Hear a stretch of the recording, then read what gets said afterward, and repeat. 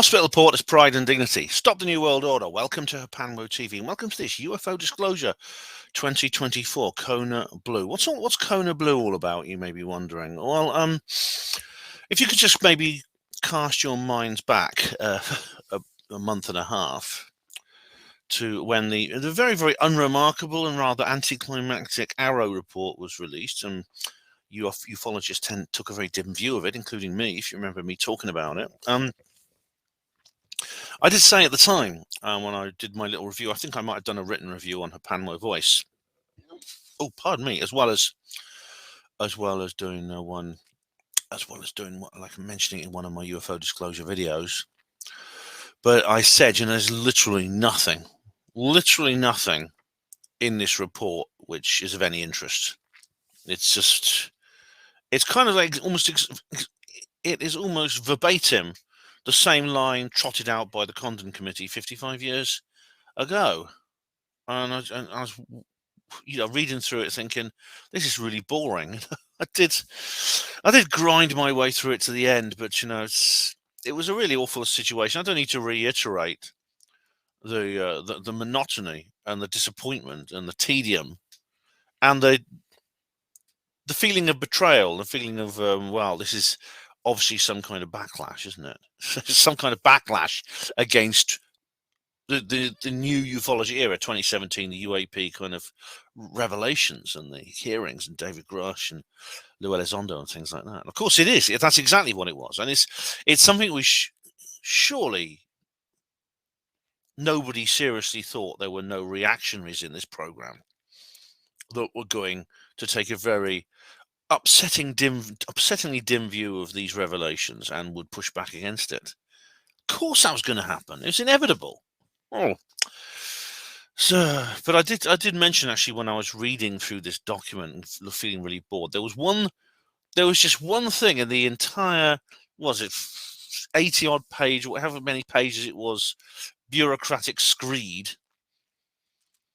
that I'd never heard of before. And it was something called Project KONA Blue. Never heard of that before. No one had heard of that before. What was it? Well, it turned out it was something. It was actually a proposal. It was a proposal that was meant to be set up by the Department of Homeland Security for something remarkable, and we're going to talk about exactly what that is in a minute. But first of all, I'll just show you the video you might have seen on News Nation about it. This is good old Ross Coulthard doing his usual thing. I mustn't when I imitate Ross Coulthard's voice, I must not make him sound like Steve Mumbling. I've got to be careful not to do that. But it's this one here. This is no, not that one. I'll come on to that in a minute. That's coming up later. This is News Nation's Elizabeth Vargas. Now, Elizabeth Vargas, I'm following her on Twitter. That guy, Joe Khalil, he used to follow me, but he's stopped now, I think. But Elizabeth Vargas, she seems to be the News Nation reporter who gets most of the UFO stories.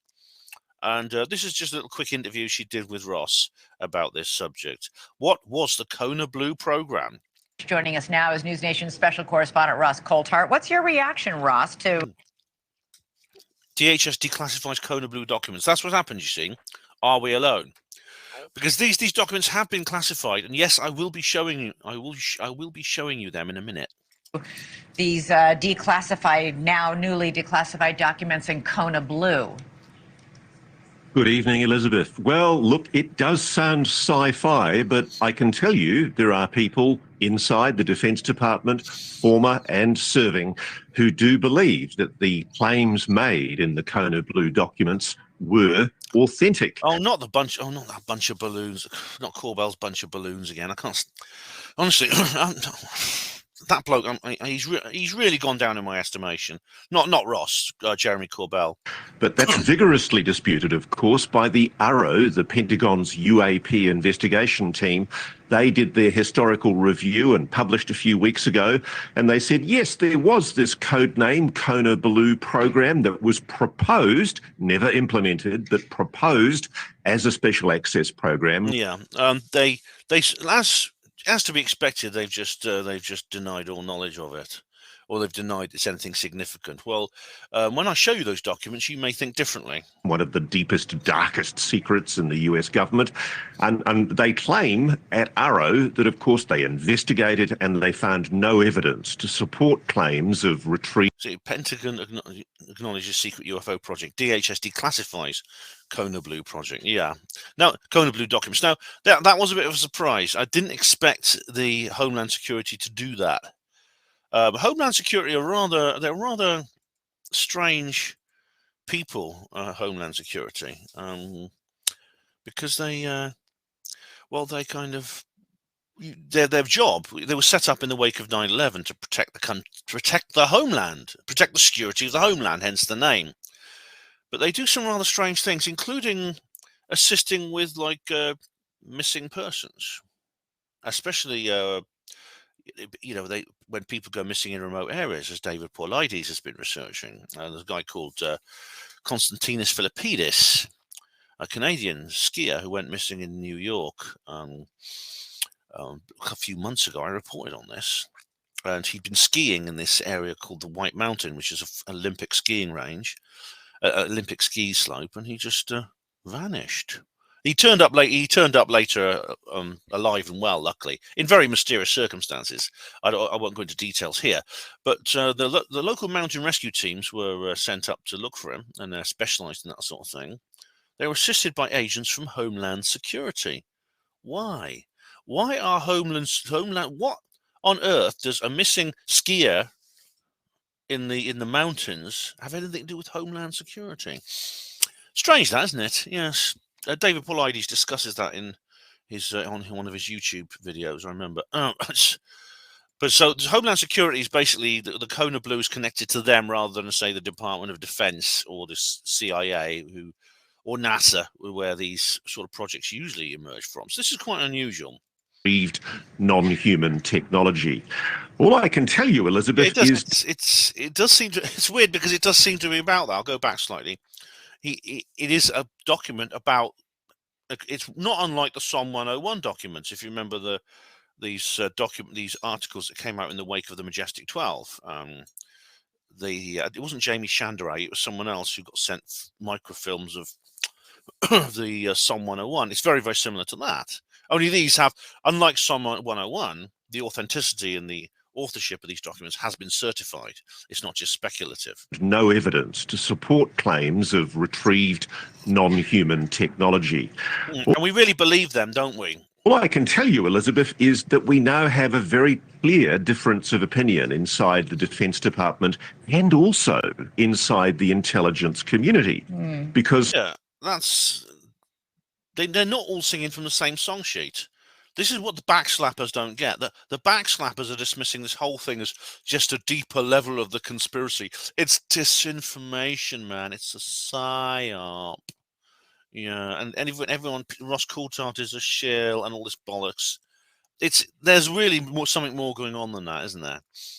One of the things that's conspicuous, ever since that AARO historical report was published a few weeks ago, which refuted KONA BLUE's documents and said that there was nothing in the whole program, the allegations were based on false premises. What's been conspicuous is that the Office of the Director of National Intelligence, the intelligence czar that was appointed post 9/11 to centralize and control intelligence in the United States, they haven't backed the Pentagon's claims in the AARO report. Have they contradicted them, or are they just not commenting? They're just not commenting. Well, just not commenting to me is, well, it's as good as a confession. It's like the Schumer Amendment and the repeal of the Schumer Amendment. It's, if they're not going to say anything at all, it means basically I think they're admitting the other person is right in this sort of context. And it's very interesting because I'm told there is a split between the intelligence community and the Defense Department. The Pentagon's decided to bluff it out and go it alone. There are people who are passionately of the view that there is authentic, recovered, non-human technology in the possession of the United States. And they are determined to get... And of course, I'm one of them, aren't I? And there's many, many people like that, including people within senior government positions, unlike me. get access to it so that its utility can be exploited, weapons can be developed, technologies can be advanced to the benefit of the American people. Well, you see, I think that's already happened. That has already happened. The difference is, it's so far it hasn't been done for the benefit of the American people. It hasn't been done for anyone's benefit. So I'm not been using video for this segment, but it's just Ross and Elizabeth talking, so you don't really need to see the video. The problem is there's a group inside the Pentagon, they believe, who are blocking access to this technology. And that's what the decision to not make KONA Blue a special access program was all about. This was an attempt by a group of committed people. See, so KONA Blue was going to be a special access program for the DHS, and it was stopped because of this conflict. So one side wanted it done, one side wanted there to be a KONA Blue project, and the other side said no. Is that the kind of thing we're talking about here? Because you see, I do agree with him. I think there is some kind of internal conflict. Now, of course, Ross just talked about weapons development and things like that, and how this crash retrieval technology has been utilized. He's right, but it hasn't been done for the benefit of the American people, or indeed any people. It's been done for the benefit of the globalists, for the uniparty, for the deep state. They've already turned it into weapons. I mean, I could go on for this for ages, but I mean, there's been a bit of an update on the Israel-Iran situation from a very weird source, Professor Simon Holland. I don't really have time to talk about it in this video, and it's outside the subject matter of this video, but it's something maybe we could cover in the future. People inside the Pentagon who do believe this technology exists, to try and make sure that they did everything properly, by the book, by the law. Is it and possible? Unfortunately, they were blocked. Ross, is it possible? They were blocked for now, but well, things could change, couldn't they? I mean, things could. It looks like there is a serious resistance now to the truth embargo. In past years, I mean, basically the entire administration in the United States was united behind the secrecy agenda, and what they saw as the need for secrecy. They're not anymore. That David Grush might have conflated. I mean, was it KONA Blue that he was talking about, or was he talking about a completely different program? Yeah, I mean, it could be the same thing, or maybe it's probably something different. And my guess is, and Ross is going to answer this, but my guess is it's a different project because, from what I gather, David Grush didn't have anything to do with the Department of Homeland Security. I'm sure the Pentagon would love you all to believe that David Grush is a deluded person who has no idea what he's talking about. And that's certainly the line they're pushing at the moment. Well, we don't need the bloody Pentagon for that. Just damn internet trolls are doing that, aren't they? Honestly, I mean, troll culture has really taken its toll, hasn't it, on our morale, and it's infuriating. But I'm not going to have a rant about that now. What I can tell you is that there is an abundance of independent, objective witnesses who back what David Grush says to the hilt. And this is slowly going to come out, whether the Pentagon likes it or not. And unfortunately, we have a situation now where the government is actively being, I believe, misled by people in the Pentagon who have determined to try and cover up and deceive the American public. Yeah, well, that's it, basically. That's the end of that. Well, basically, that's what the two Mikes did, didn't they, when they got the Schumer Amendment repealed? That's basically what they did.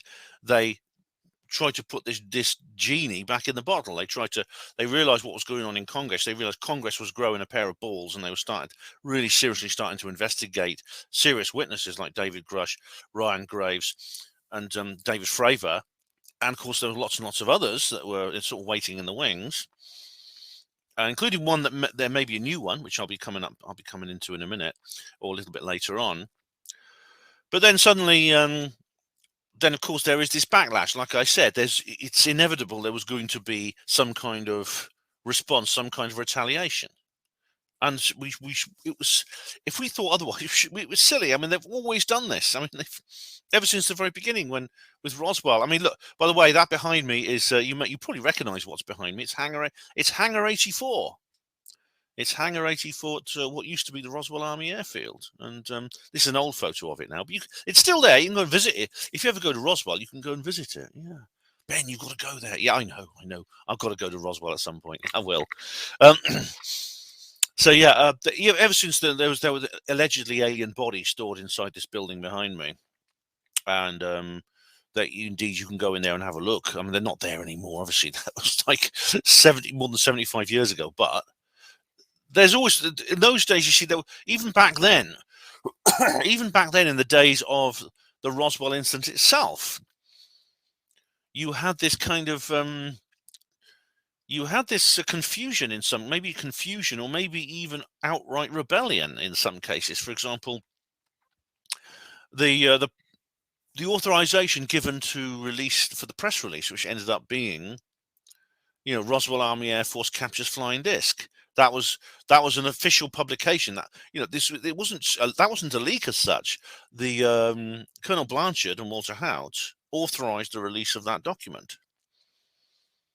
It was then later on, General Ramey and his team, when they realized what happened, they immediately clamped down on it. But was that just a mistake? Was it some confusion, or was it an attempt to sort of like get the message out before it was too late, kind of situation from Blanchard and Houdt?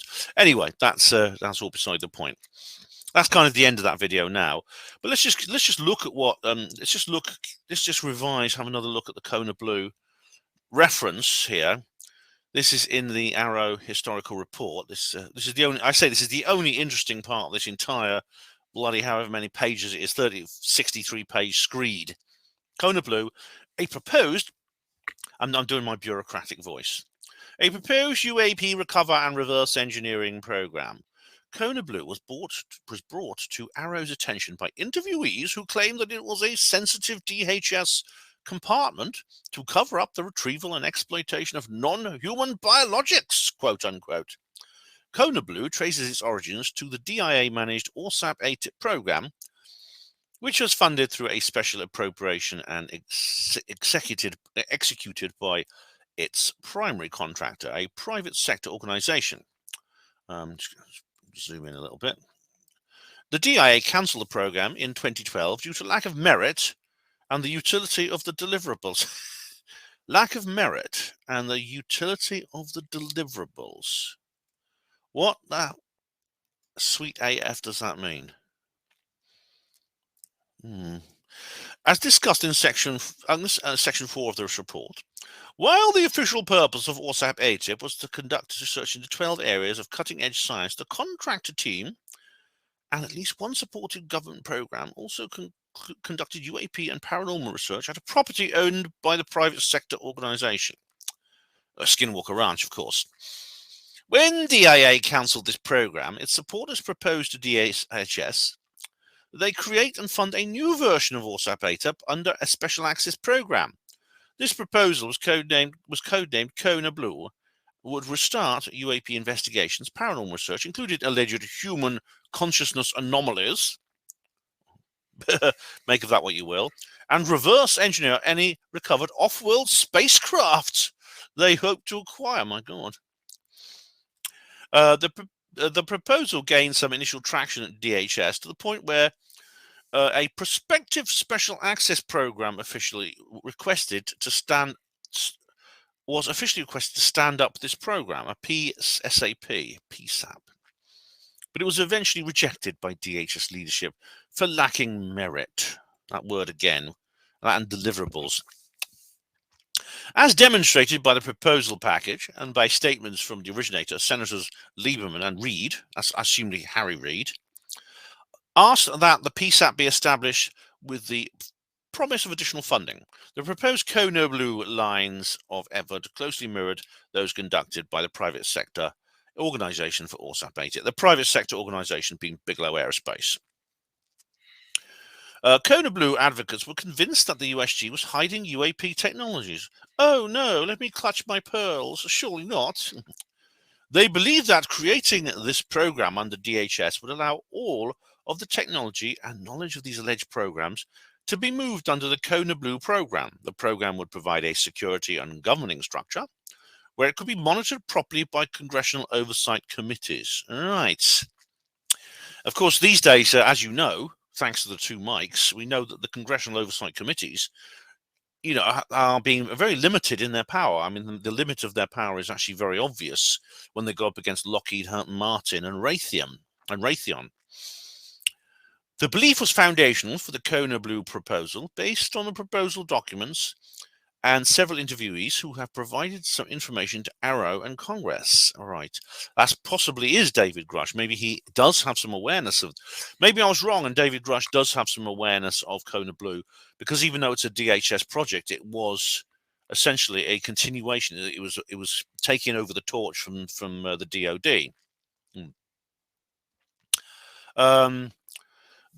The oral history initiative section of the KONA Blue proposal was to collect data. I won't read that out because I'm about to go into all that in a minute, because I'm going to show you the KONA Blue documents.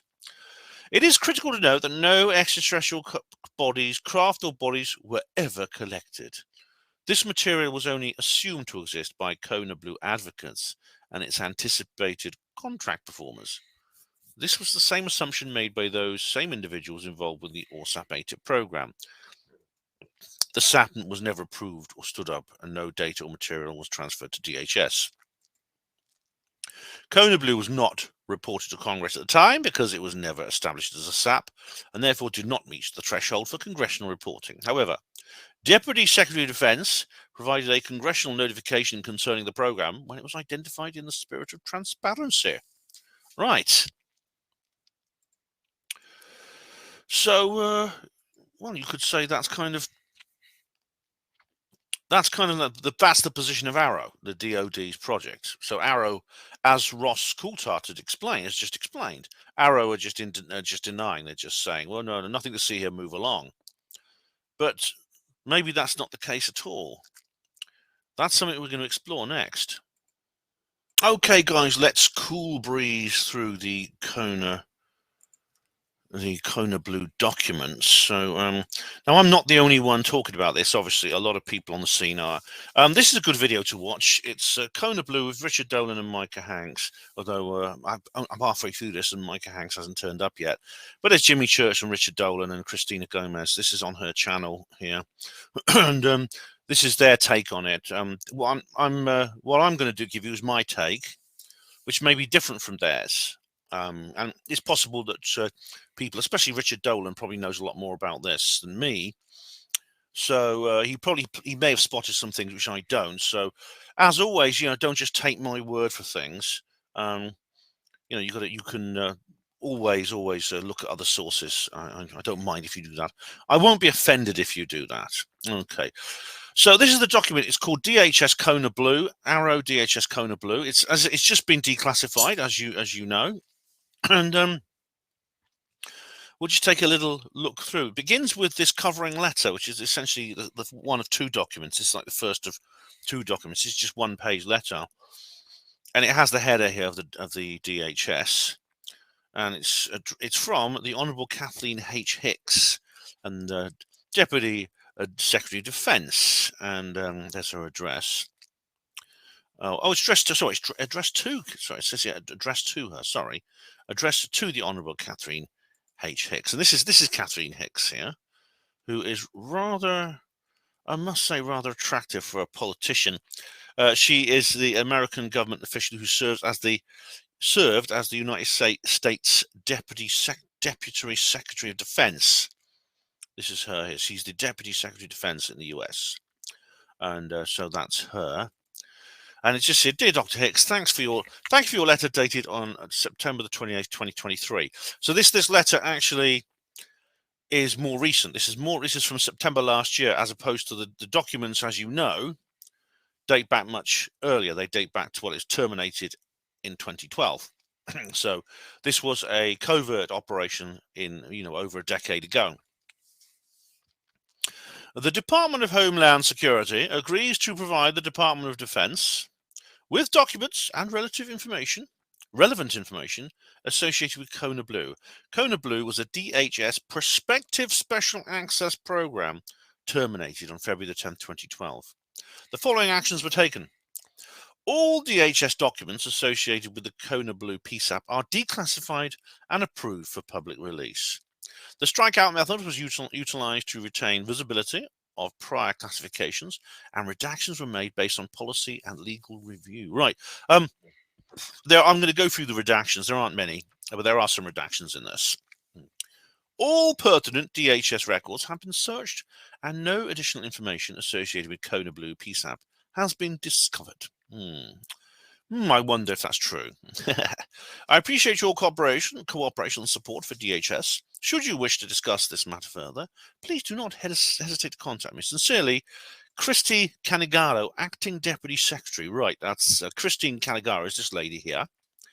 Again, rather sort of voluptuous and pretty for a politician. And she is the United States Deputy Secretary of Homeland Security. Right. It's funny how the deputies are doing this. Deputy Secretary of Defense, Deputy Homeland Security. Why are they're fobbing it off on the deputies? Maybe because it's a little bit sensitive, and maybe the non-deputies don't want to get into trouble. It could be something like that. I don't know. It's possible that this is why this is probably the actual Secretary of Homeland Security and the Secretary of Defense probably sitting there saying, "This is a little bit dodgy, mate. A bit dodgy. What are we going to do? I'd rather not get my hands dirty with this. Should we just give it to our deputies to do?" Maybe that's the answer, isn't it? Give it to the deputies. Yeah, give it to the deputies. So that's probably what's happened. We're now going to let's go and have a look through this document. That's the first page. That's like the covering letter, and then we have this. Unclassified. Actually says here specifically this is unclassified. And it's just in case you wondered. And it has struck out here. It says here top secret KONA Blue.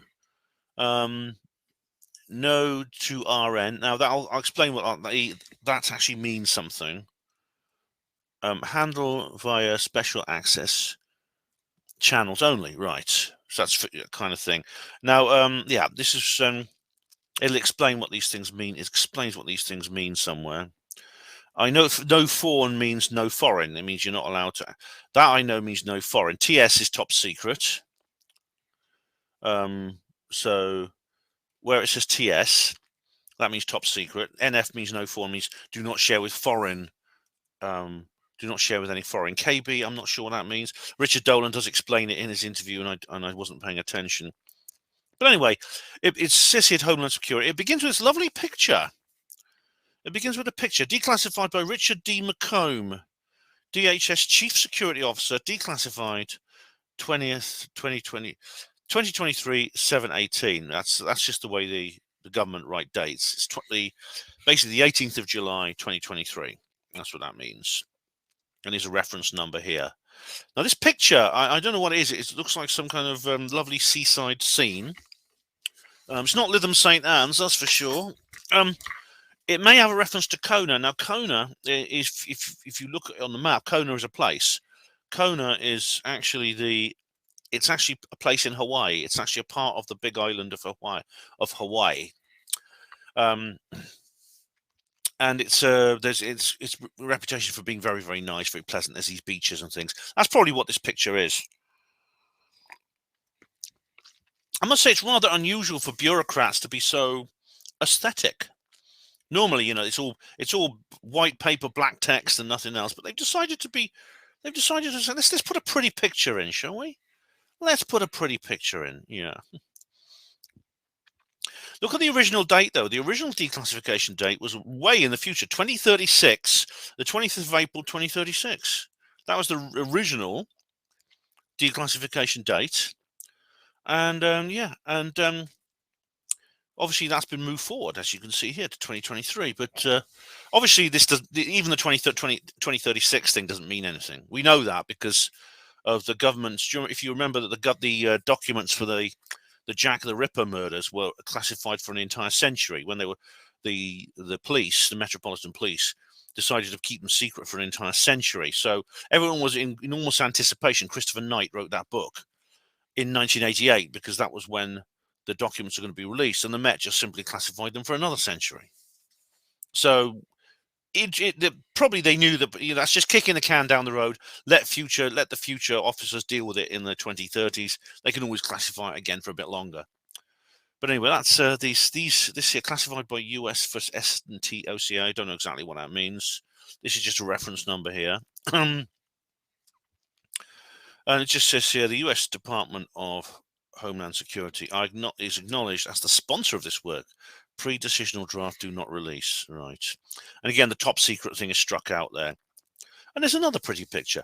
Advanced technology threat, U. Now, U means unclassified. So that seems, if that's, I think that does mean that, doesn't it? U. Now, that the fact that's on the document seems to contradict the top secret thing, you see.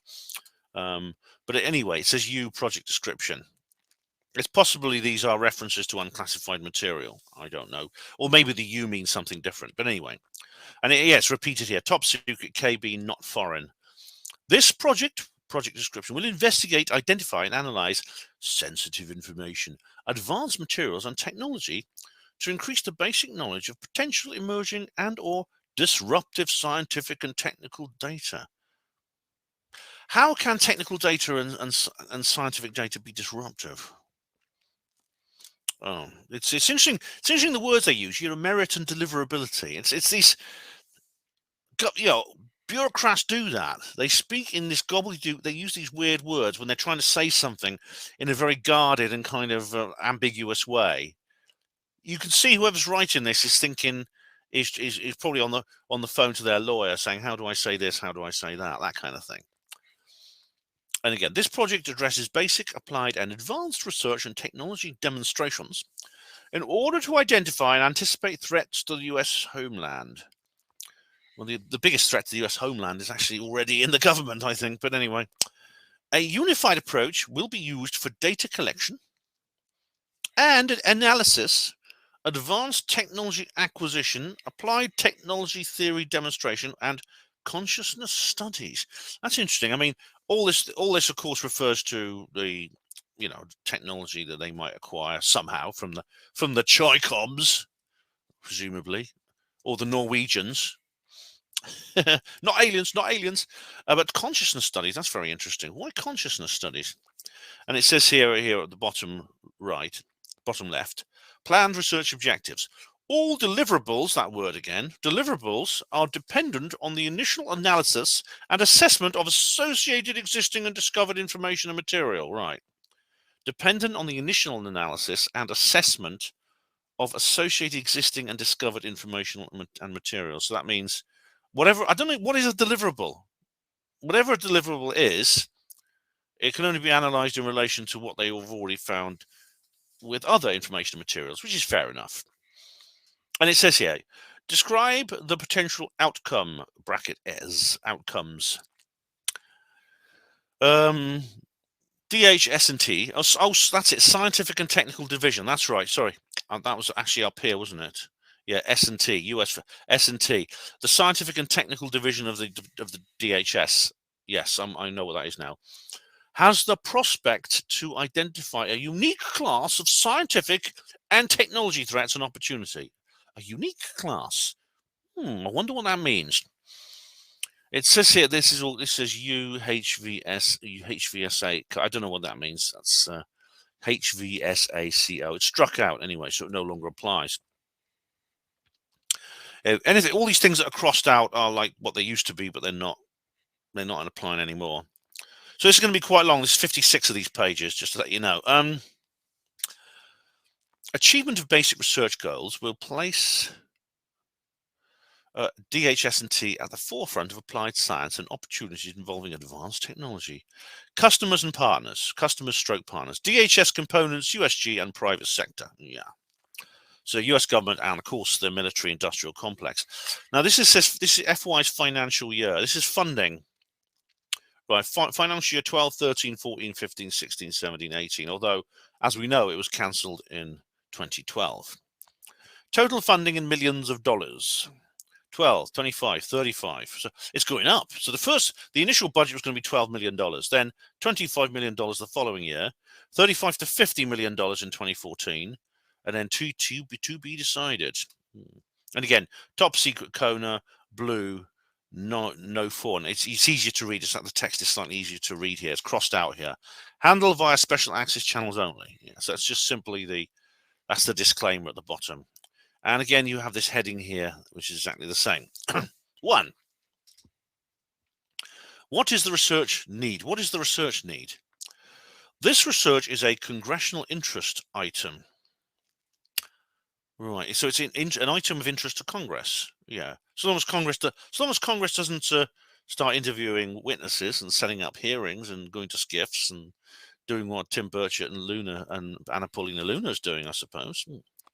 This research addresses the critical need for the United States science and technology community to identify global emerging and/or potentially disruptive technologies that can have a significant impact on homeland security. Again, it's a bit frustrating because a global emerging obviously refers to the whole world.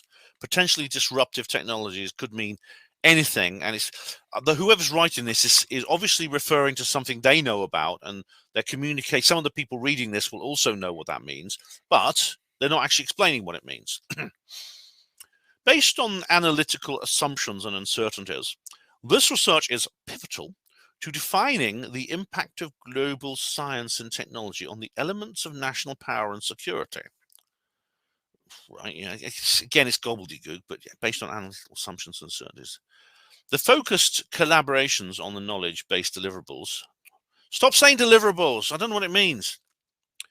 Maybe I'll be able to work it out from the context. The focused collaborations on the knowledge-based deliverables ensure that the departmental requirements and those of interagency partners are addressed and provided opportunities for follow-on efforts. An additional collaboration on scientific investigation and technology exploration. Right. I mean, they can. This is the collaboration. The focused collaborations are addressed. All right. Then it says here, the department's interest area with this project targets is the scientific and technical investigation, threat analysis. Yeah, threat. Oh, Dr. Stephen Greer says threat. It's not a threat, man. I know that because my steroids told me so. Well, you know, as the word threat is not as dramatic as it sounds in the parlance of military strategy. And assessment of materials and data of unique origin. Right. What does it mean? What do they mean by unique origin? Unique means something that's has something on its own that has no kind of like a parallel. Engineering and purpose. Unique origin, engineering and purpose. The knowledge gap this research is addressing is emerging or disruptive materials and technology that can potentially impact national power and security. Right, so emerging disruptive materials and technology, again, that little buzzword that can potentially impact national power and security. Right, okay. So what is the technical scientific approach?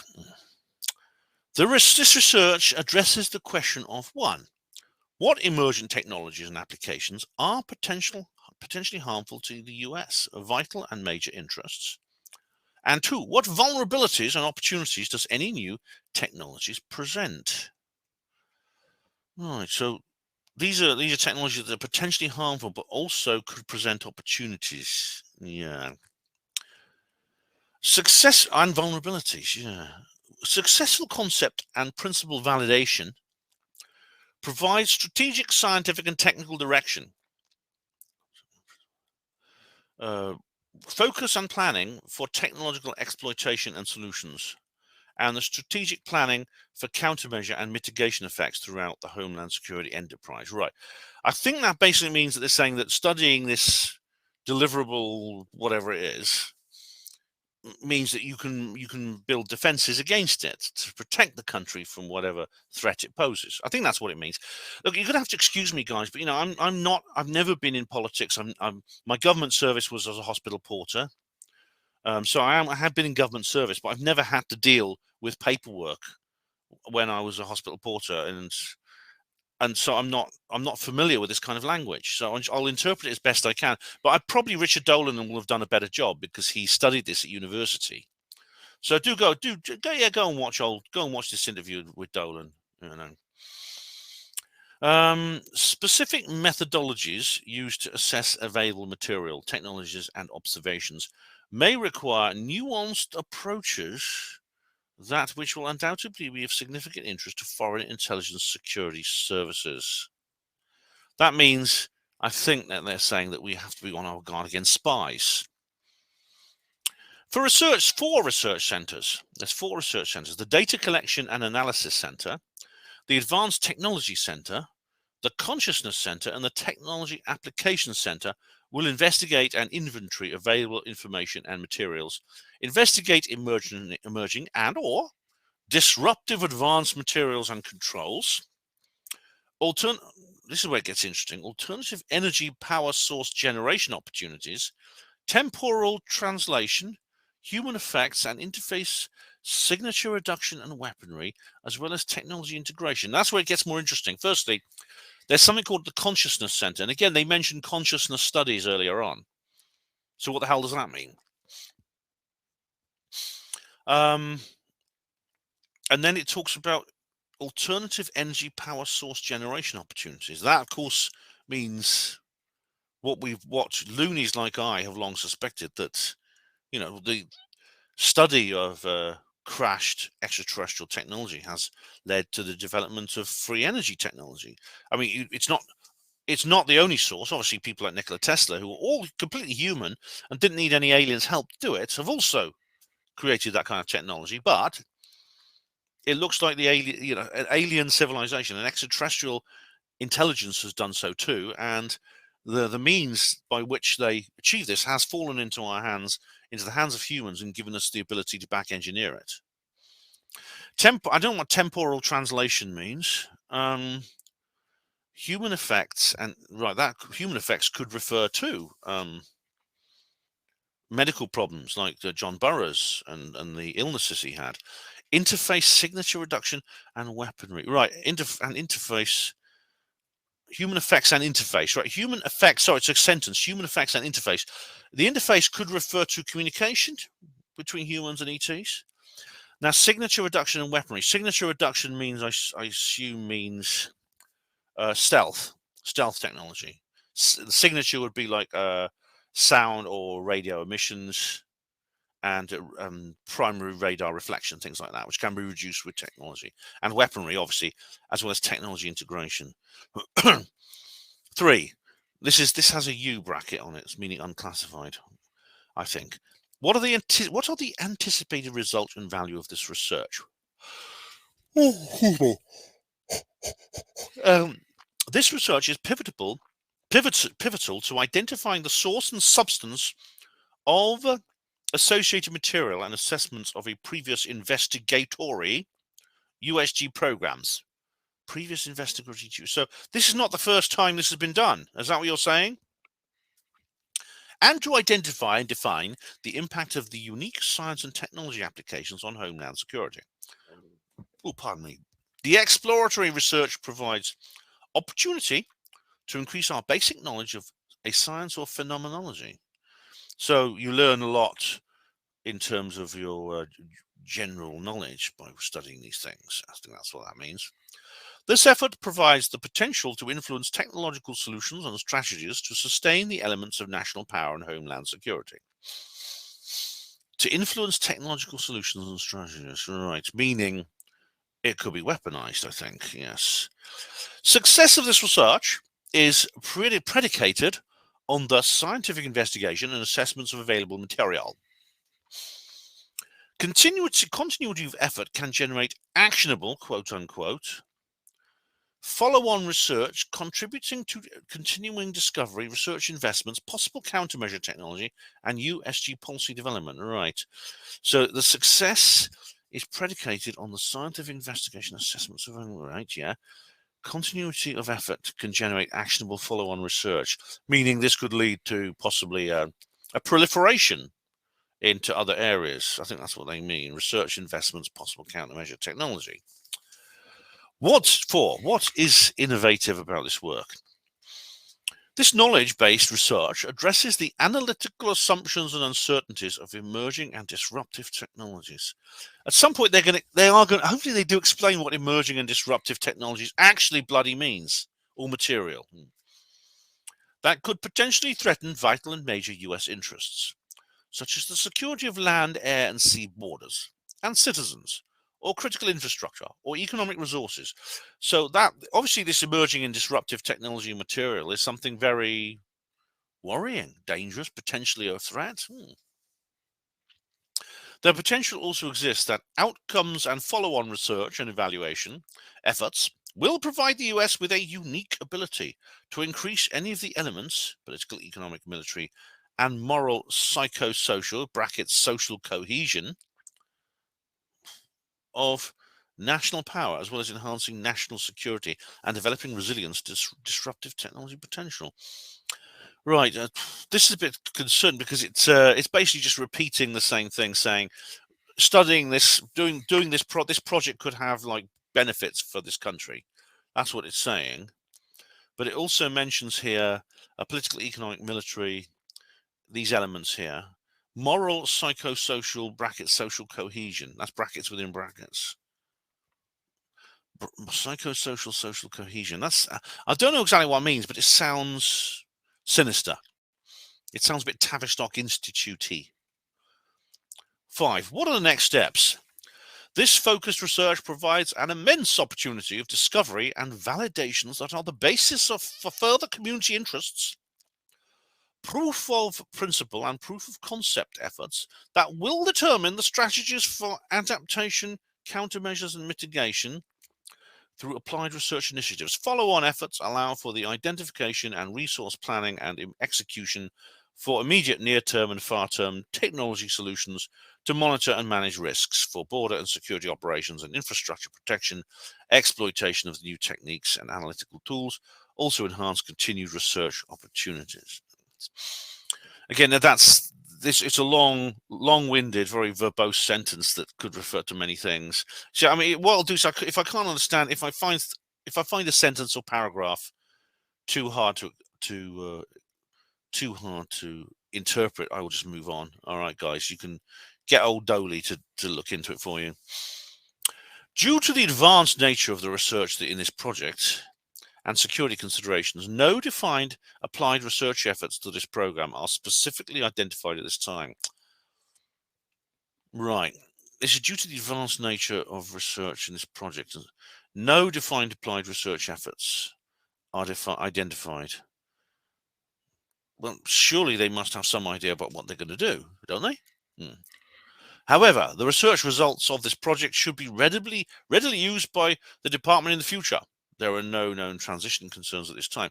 But if they've no defined applied research efforts, that nothing specifically identified, but the research results of the project should be used. So we don't even know if there's going to be any results because they have no specifically identified efforts, if I understand them correctly. Number 6, are there collaborators or partners involved in this project? No, not at project inception. There is limited collaboration with the USG, and interagency involvement is anticipated. All right. Well, nothing from Lockheed Martin or anything yet. Okay. Number 7, what is the history of this project? Well, thereby hangs a tale. Are they going to be honest? The Advanced Threat Identification Program, first sponsored in the FY 2008 Defense Supplemental Act by Senators Reid and Inouye. That's Daniel Inouye. He's a Hawaiian. He's very good, Dan Inouye. I think he died now, but like Reid did. But Daniel Inouye, he was a very, very sort of like, he was like Reid. He was an enthusiast for UFOs. It's interesting that they call it AATIP. They don't call it ORSAP, Advanced Threat Identification Program. Now, well, they don't have. There's only one A. It should be Advanced Aerospace or Aerial, shouldn't it? Now, this is interesting. It's interesting that this official DHS document refers to, well, without AATIP with one A. That could be a mistake, but it's I don't know, a misprint or a typo. But see, according to the skeptics, according to Stephen Greenstreet and the skeptics and backslappers, AATIP never really existed as an official program. It was a private project organized by Lou Elizondo and a couple of other people, which was all a part of the ORSAP. ORSAP was the official project, and AATIP was like the unofficial one that ran alongside it, a private enterprise by some individuals in the DoD, whereas ORSAP was a DoD authorized official project. Now, but funny enough, though, they have called it the Advanced Threat Identification Program. So not only are they calling it AATIP, they've misspelt it and they've left out one of the A's. But that calls into question this idea that AATIP was somehow not official and ORSAP was. Yeah, so it just says a few things about the budget here. This AATIP budget, 10 million in FY 2010. Defence Appropriations Act included a £12 million project ad for the project. Right, that's just talking at the budget of AATIP. 8. How much funding will be necessary to complete this effort described? And it just gives you a list of the prospective, which we covered earlier, the amount of money they want. And it said minimum $12 million. Right, so it wants maybe more than that. Then in 2013, 25 million. Then in 2014, 35 to 50 million. Then in 15 to 17, to be decided. But there's an upward trend here. So you can imagine that in 2015 to 17, they may be asking for far more than 50 million. So if that trend continues in its upwardly mobile direction. Right, here we go. Number 1, here we are, advanced technology threat. Data collection and analysis. 2, advanced technology. 3, consciousness and for integration. Right, consciousness again. What's that all about? I suppose we'll come on to that. National Institute for Discovery Center. That's interesting. That name is almost the same as NIDS, National Institute for Discovery Science. NIDS, N-I-D-S. Interesting they've reused that name. The Data Collection Division will collect and deliver reports from the United States regarding sightings, evidence collection, and subsequent laboratory analysis on advanced technology behavior. That's interesting. They mentioned sightings, evidence. Now sightings is usually a word referred to in ufology. You don't often talk about sightings of Russian aircraft or Chinese drones, but But then it's immediately followed up with evidence collection and subsequent laboratory analysis on advanced technology behavior. So that then, in a sense, is saying we're talking about forensics here. We're talking about physical evidence and a forensic analysis of it. That's what they mean. They must mean that. Within the territorial limits of the United States and immediately adjacent Pacific and Atlantic ocean areas. Yeah. Well, they've actually gone way beyond the territorial limits they describe here. But we'll leave that aside for now. The experimental division will initially consist of a well-studied experimental location that has been researched for approximately 15 years. A well-studied experimental location. Right. Why do you need to research a location for 15 years? Because we're talking about laboratory, aren't we? Unless they're talking about, what they actually mean is a laboratory that's been used in the study of official ufology for the last 15 years, which is interesting considering this whole project was not supposed to have existed 15 years before 2012. Oh well. The intent is to locate, calibrate, and then subject other sites to the same intensive study as the primary location. Right, I think maybe what they're talking about, right, I think I understand now. They're talking about a location where there was some kind of incident involving UFOs, maybe. Or what they call deliverables. Adverse, what is it? Questionable technology, whatever term they were using. Troublesome deliverables. I think that's what they're talking about here. Within each location, focus remote sensing capabilities on all known hotspots. Location with repeated frequent reports of activity. Right. They're talking about UFO hotspots. They're talking about flaps, places like Bonnie Bridge. That's interesting. So they're essentially confessing that they have been researching UFO hotspot areas for a long time beforehand, and now they want to go and research them again. Right, the medical division. The medical division will have a small team of medical analysts under the direction of the chief physician and the deputy administrator that will organize data into a threat analysis based on medical findings, including, but not limited to, A, deaths and injuries as a result of interaction with advanced aerospace vehicles. Advanced aerospace vehicles causing deaths and injuries. That's, well, if we assume they mean extraterrestrial UFOs, we're referring to medical problems as a result of alien contact, like John Burroughs we talked about. B, medical injuries as a result of other anomalies. Oh my God. Do other anomalies cause medical injuries? I mean, I suppose if Bigfoot grabbed hold of you and squeezed your bollocks, that would be a bit, yeah, I suppose that's an example.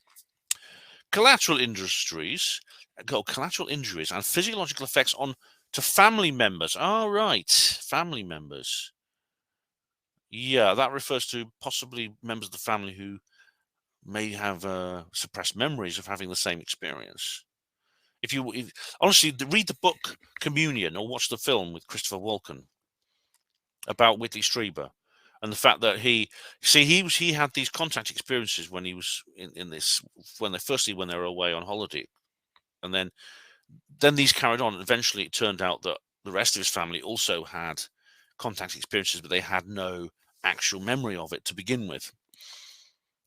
Right, the Data Analysis Division will conduct analysis to technical design and prototyping of AAV performance, AAV, Advanced Aerospace Vehicles, and prototyping of AAV performance, right. Now, presumably they don't mean something that's created by US, United States-based companies, because otherwise, why would they need to talk about deaths and injuries as a result of interaction? Up to advanced theoretical and computational studies of multi-physics problems. Blimey. Again, that's probably referring to, again, that's not something you would need to do if this was some kind of engineering project from Area 51, like the U-2 or the Blackbird spy planes. Advanced Technology Center. Access recovered advanced technology and any earlier assessments to determine threat capability and any potential countermeasures possible against the advanced technology. All right. Well, that could refer to foreign adversarial weaponry, Chinese drones, Russian aircraft. But of course, when you put it into a context of everything else, it may not be so obvious. Collect oral histories from already identified sources, retired military, intelligence, and contractor personnel to assist in locating additional recovered advanced technology. Right. They want to interview people. Retired military intelligence contractors, that is military industrial complex, to assist in locating additional recovered advanced technology. I think what they may be implying here is that the government has to investigate itself, because the actual recovered advanced technology is hidden even from the DHS, and possibly even the documents have been hidden away or destroyed. That's a very interesting little clause there. Right, Consciousness Center. Collect critical data utilizing remote sensing in order to determine the activity and purpose of the advanced technology, especially any threat posed. Collect critical data using remote sensing. Is that the same as remote viewing? Because let's not forget, because there are documents like these, the one we're looking at now.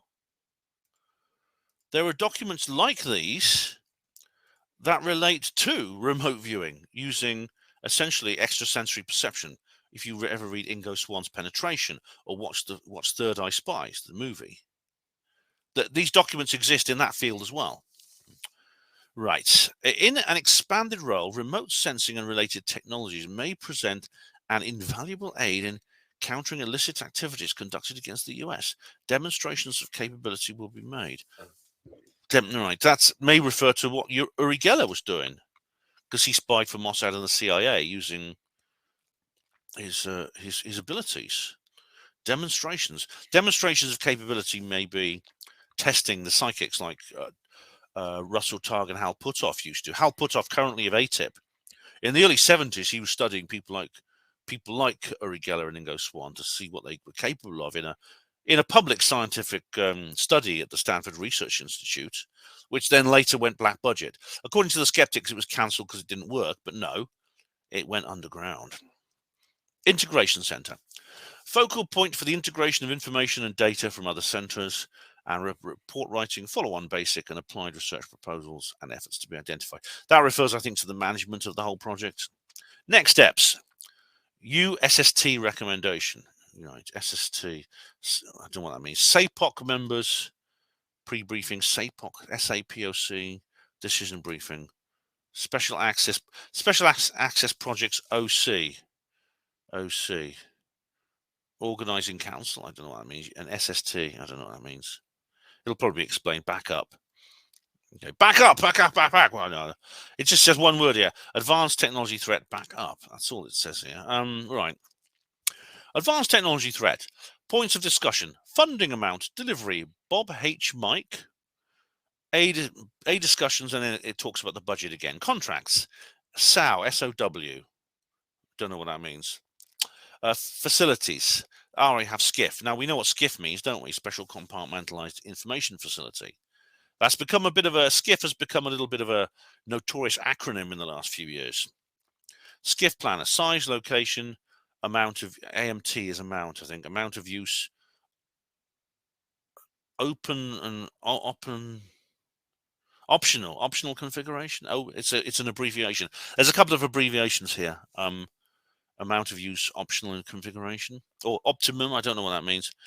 SCIF accreditation in LV locations. LV locations, question mark. Personnel cover, SciPro. Again, this is I suppose, internal language, which I wouldn't necessarily understand. Again, Dolan probably knows this language better because he studied these documents more than I have. He studied them at university. DHS, one detailee, what are the requirements? How funded? Other, security classification guide. NCR, other, equipment, comms, IT, right, communications and IT, information technology. Authorities, technology readiness assessment process, section 308, USC 118. That's illegal, US Commercial Code 118. That's to do with law and statutes. And amendment adding technical risk assessment process in general, and there's nothing, it just says the. Does it carry on? All right, now it may refer to here. This is a graph which illustrates basically what we're talking about here. Department of Homeland Security, Company X, whatever that is. These are probably code words for various organizations. So data collection, experiment, medical data analysis, that's what we've just been talking about. And then it goes over here to Advanced Tech Center, Consciousness Center, and Integration Center. This is simply a graph of the process which we've just seen. I don't know what this dotted line means. It may refer to a classification level. It probably does refer to a level of classification. And then we have here something similar, except it has had it on here in yellow, Research Council, Organizing Company X, and then DHS is this grey arrow referring to Company Z, which then connects by another different kind of arrow to Company X. Right. The following information is presented in accordance with the guidelines contained in Appendix 1 of DHS Instructions 1400401, Special Access Program Implementation, 13th of August 2009. Question 1. Program description, key program objectives and milestones. That's not really a question, is it? Anyway, the Advanced Technology Threat Program will consist of 7 operational centers. And again, data collection, data analysis, Advanced Technology Center, Experimental Center, Consciousness Medical Education. Now, the Educational Center they haven't talked about before, but that's now added on as number 7. And it just says, just in case you forgot, this was declassified by Richard D. McComb. Overall key program objectives and milestones for each center as follows. Data Collection Center. Develop internet-based sites for advanced aerospace vehicle reporting. Right. I don't think they're talking about above top secret here, or the davidicke.com, internet-based sites.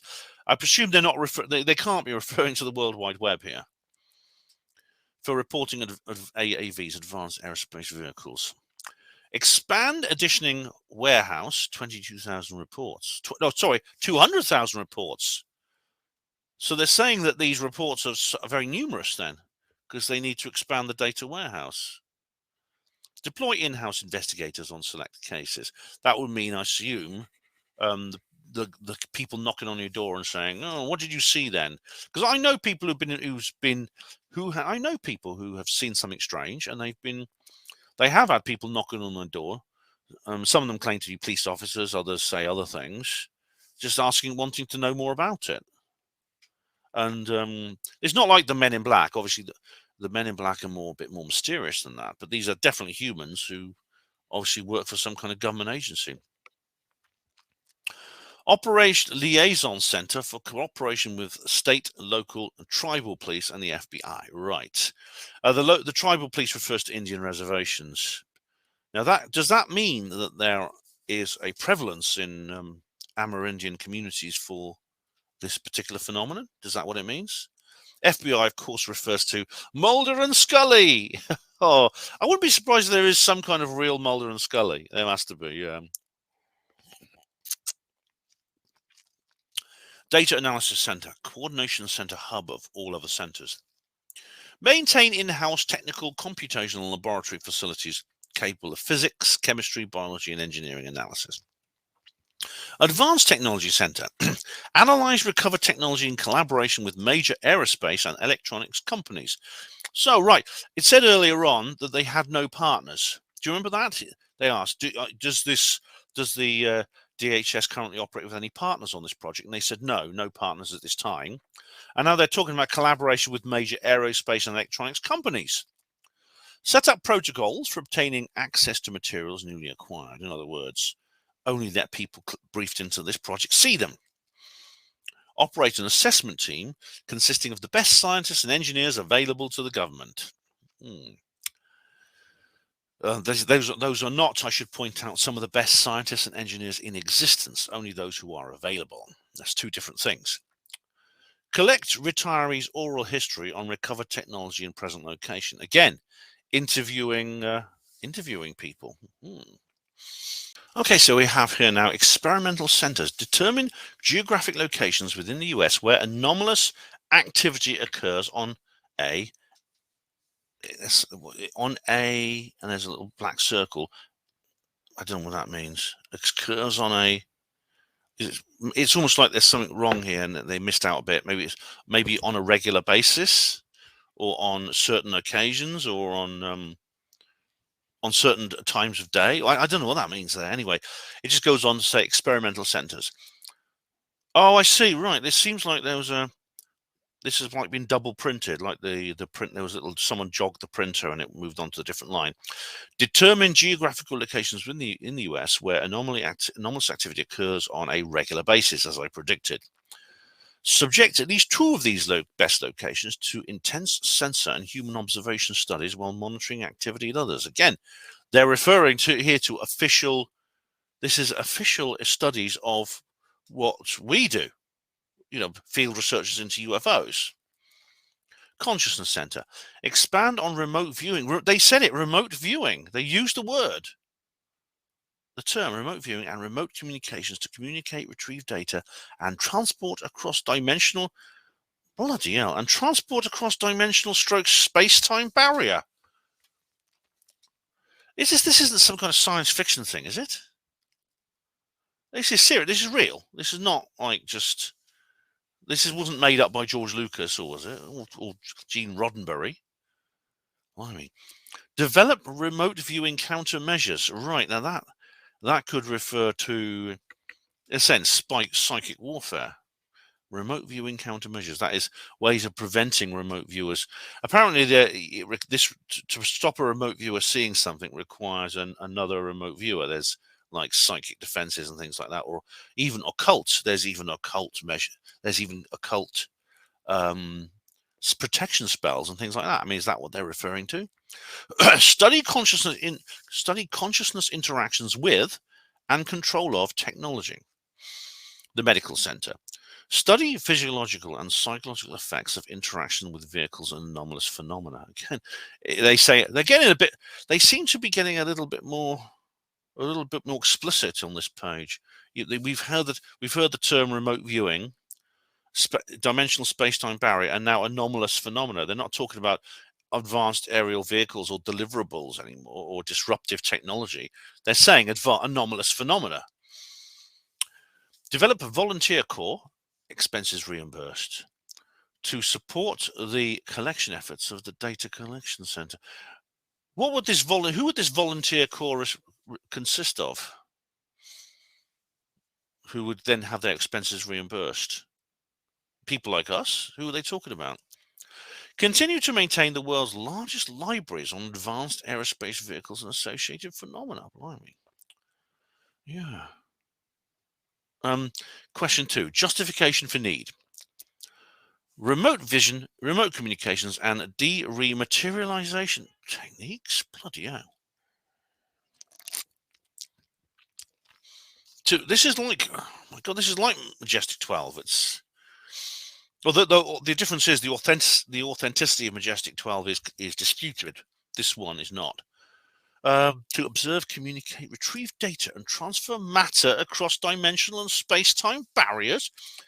I wonder what Ashton Forbes thinks of this, because he's been studying this very thing with the MH370 and the 3 orbs like spinning round it. Will undoubtedly be of utmost interest, if not top collection priority, for adversarial intelligence security services. That means essentially spies. So this project will be spied on by foreign intelligence assets. Countermeasures against such techniques would also be a collection priority. Yeah, and counter-espionage, yeah. Recovered AAV technology exists in and is accessible only within a SAP construct. Yeah, so it exists, yes. Retrieval and integration of historical data from high-value personnel with knowledge of recovered AAV technology and present location of recovered material is accessible only within the SAP construct. Retrieval of historical data from, again, this refers to interviews, I suppose, or from high-value personnel, people who are closely involved with it, with knowledge of the present location of recovered vehicles and AAVs, yeah. Undue attention by other United States government or private sector entities not involved with the program or any international interest will directly or indirectly interfere with the daily program mission and perhaps threaten the overall success of the program. So this is like justification for need. Undue attention by other US government or private sector entities. So this project is designed to operate secretly within the government establishment, possibly without the approval of Congress, without the approval of the president. And that interest from other government or private sector entities might threaten the overall success of the program. So this was very much a secret, sealed off operation. Due to the highly specialized nature of the program, overt acknowledgement of personnel involved in the program will lead to unnecessary security risks. Okay, so you keep everyone secret. Without the appropriate SAP protection, the cost association with a compromise of specific features of this program, namely those in A and B, would result in grave consequences, perhaps irreversibly, to the security of the United States. Yeah, so this is A and B is remote vision and recovered AAV technology. So this is basically saying they need to keep the information on those subjects secret. Question 3, budget proposal, again, to be decided. Total number of personnel to be accessed, 15. So that's not many. 15 is a small team. Question 5, significant program events, milestones, and goals for, again, the first year of operation. Interestingly, they want a lot of money, but there's only 15 people involved.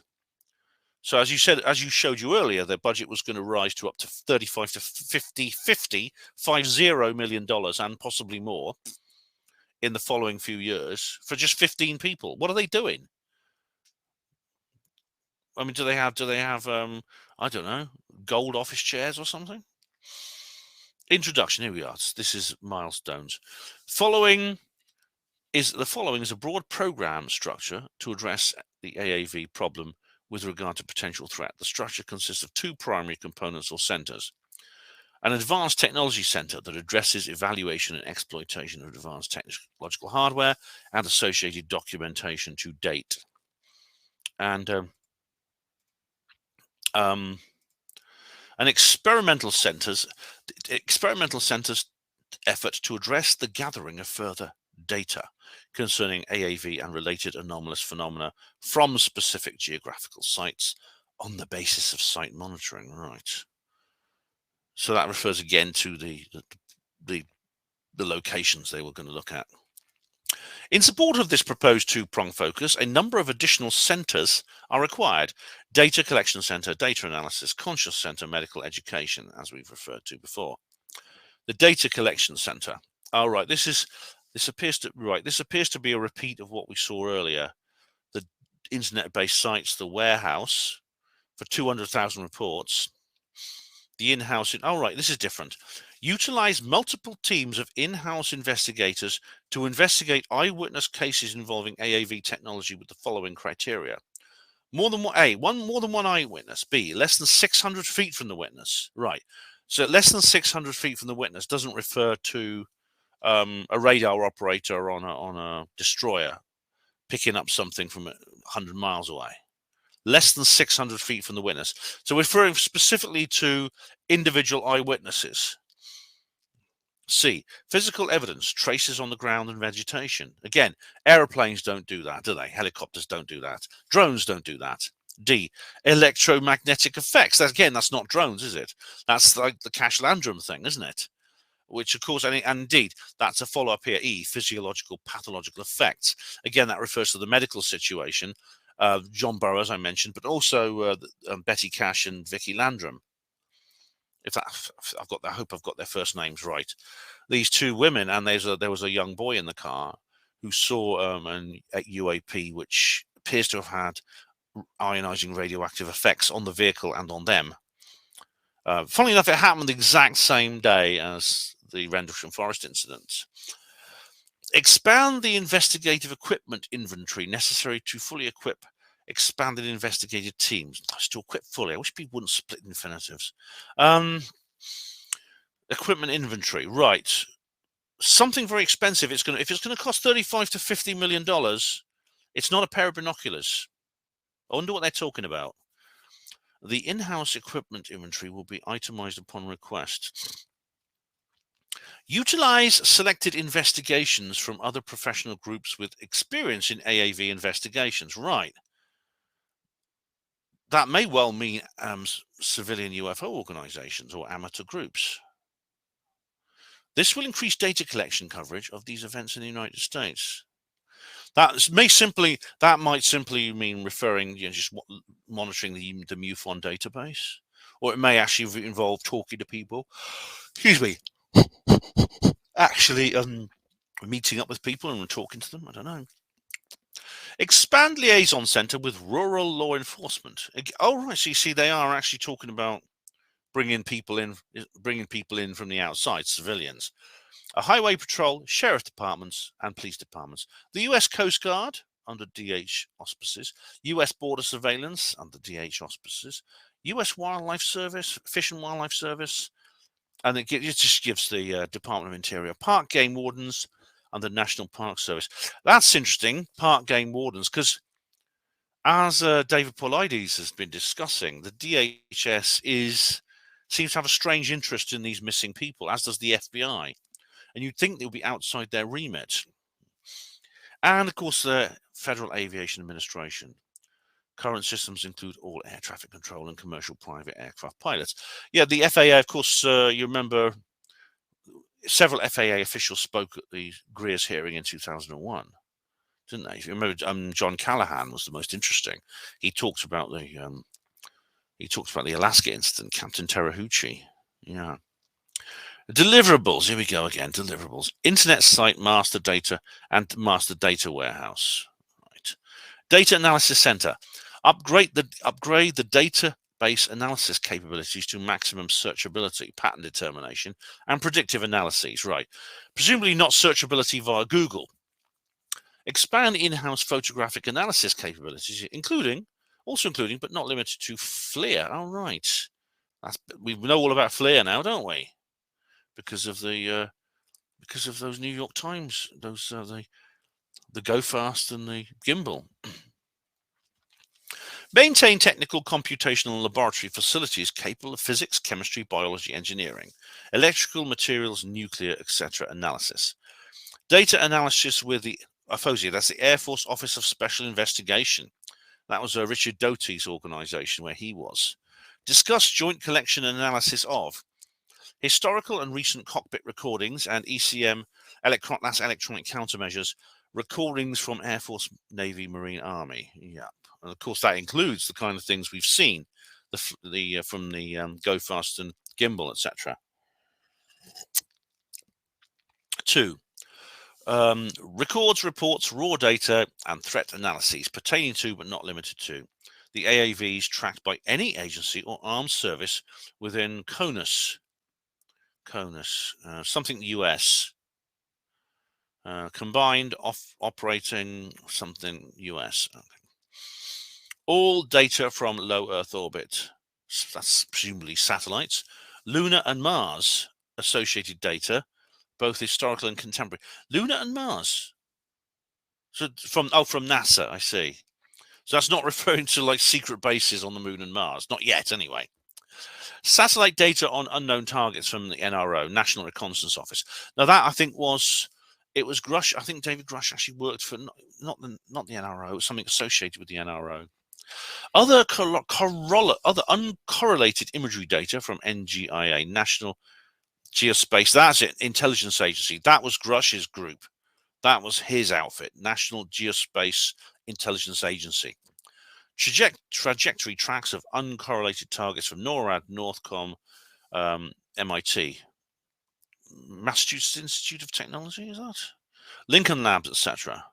Radar track records of uncorrelated targets from all FAA and all data, historical and contemporary, pertaining to interactions, sightings of AAVs at missile sites, nuclear weapon storage facilities, and at Air Force bases. All right, CONUS is continental United States, right? Within the continental United States, which of course there's many examples of that, isn't there? The AAVs at missile sites, nuclear weapons. The missile sites, of course, could refer to Captain Robert Salas. So presumably there is a trend of incidents at these particular locations because it's specifically mentioned in this article. Advanced aerospace technology activity behavior in other countries, particularly Canada, Mexico, and the Caribbean, presumably because these countries border the US. Deliverables. Monthly case reports and analyses, special reports on historical data analyses. Advanced Technology Center. The mission of the Advanced Technology Center is to establish a comprehensive program. Right. We'll start talking comprehensively then.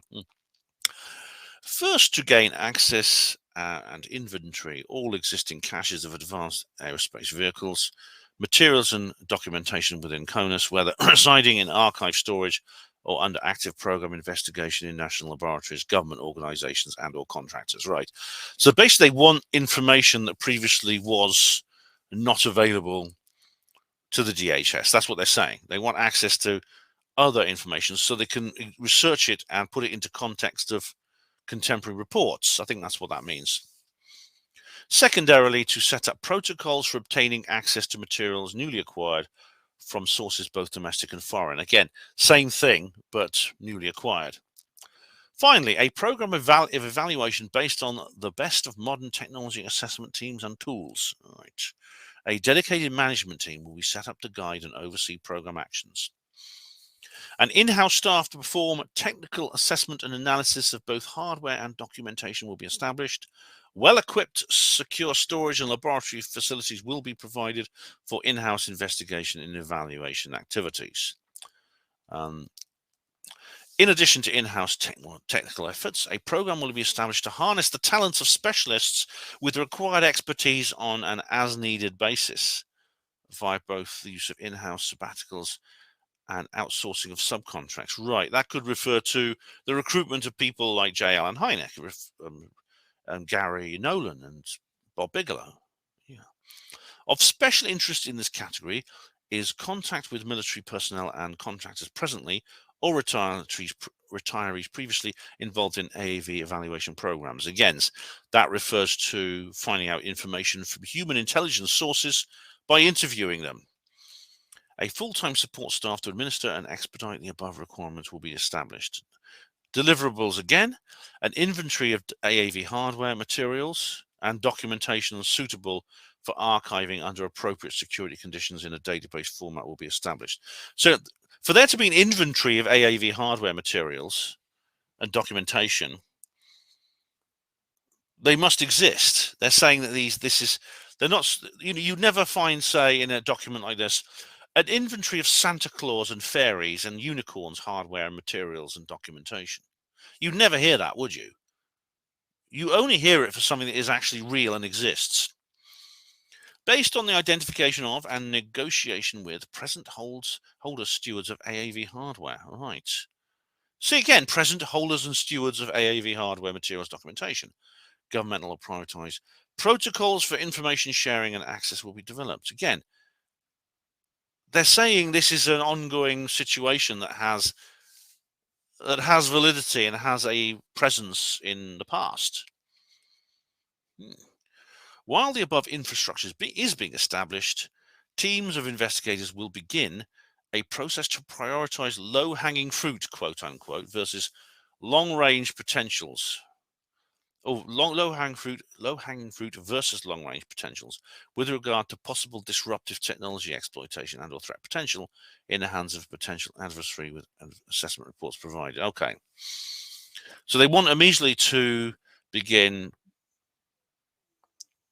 again there's obviously some kind of race here. There's some kind of technology competition going on here with potential adversaries, because there's some things they want to rush through. They want to fast track some parts of this project before the entire infrastructure is established. That means other nations have similar projects, and I've always said that's the case. Based on the assessment process, a number of actions will be set in motion. Where relevant, updated re-examination of materials with the best of forensic technology now available will be approved, either in-house or at appropriate facilities under appropriate security. So again, re-examination of materials that have already been examined. Based on identification of possible advanced technological processes being exploited. Experts with relevant expertise, that's kind of a tautology, isn't it? Will be engaged to provide useful evaluative input, either indirectly on the basis of being asked to generate position or research papers on the forefront aspects of the apparent identified technology, including best guess extrapolation of potential future developments, or directly by exposure to and examination of the materials or technology process involved. So they're saying that some people will simply be asked to speculate on certain things. They won't actually give you the information. They'll just tell you what you need to know to tell them, to give them an assessment of what they need to know. Alternatively, it says here direct exposure and examination. This will be like what Dr. Irena Scott talked about when she was at the Battelle Memorial Institute, which was a part of this network, and this is long before KONA BLUE was ever thought of. She was handed strange materials. They wanted to find the melting temperature of certain metals, and there was only one forge she could find hot enough because it was melted at such a high temperature. Also, what's commonly known as angel hair was actually gathered from a football match in 1954 in Florence. Yeah. Either could involve re-engagement of entities previously involved in earlier programs to assess such materials and technologies. Where deemed potentially of merit, in-house or outsourced laboratory experimentation will be initiated to explore as yet unidentified characteristics and functions of AAV materials and devices in the inventory and results reported. Well, potentially of merit, in-house and outsourced, they're not going to send it to like a school science class, are they? It will probably be a university department which already has a track record for being shall we say, reliable. Supplemental to 3 above, additional experimentation will be undertaken in-house or outsourced to test various hypotheses that emerge from examination of AAV materials and documents, medical studies of injuries and AAV sightings results reported. 5. Enhance investigations to pursue attempts by foreign countries, particularly China and Russia. It's always the Chinese and the Russians, isn't it? In developing advanced technology breakthroughs from recovered technology items. Develop threat assessment based on this information. So again, we're talking again about some kind of ET crash retrieval arms race to pursue attempts by foreign countries. There was a competition here. The US is not the only one doing this. In support of the above activities, a well-structured oral history initiative will be undertaken, both to compile a dense database of information acquired to date and to assist in identifying additional sources for information acquisition, whether it be the identity of individuals, contractors, or government units or activities, foreign as well as domestic. Right. So they're actually saying here they may do this oral history initiative may well involve maybe going abroad and talking to people in other countries. Doesn't surprise me. I've heard that happens. I mean, this whole document is confirming what we've been saying. We tinfoil hat loonies have been saying for years. Will I ever get tired of Taylor saying "told you so"? Over the past decades, a number of high-level individuals in the military, intelligence, and even political sectors of our government have had various level of exposure access to this subject area. Yeah. This doesn't always include presidents, I should add. This has included agency directors, members of the JCS Joint Chiefs of Staff, and very senior individuals in the executive branch. That could refer to a president or vice president or a secretary of defense or something like that. To this can be added certain foreign heads of state. Oh, really? That's really, wow. As well as select members of the government contractor community in the electronics and aerospace sectors. Yeah, as Eric Davis talked about this. Oral histories from individuals of the caliber referenced above are critical to this mission. Oh, really? Are you going to go and interview Angela Merkel? What about Boris Johnson? Well, I doubt they told Boris anything. Maybe Tony Blair knows about it. Data collection from an already identified and calibrated list of retired, previously highly placed government, armed services contractor, and intelligence community individuals. The oral history project will include gathering all information pertaining to the location of advanced aerospace technology and biological samples, including records, files, report, photographs, as well as physical samples. Yeah. So they want to find out where this has been kept. Again, this is if the government was operating as a single entity, this wouldn't be necessary because all the information will be freely available. So it appears that different elements of the government have their own agenda and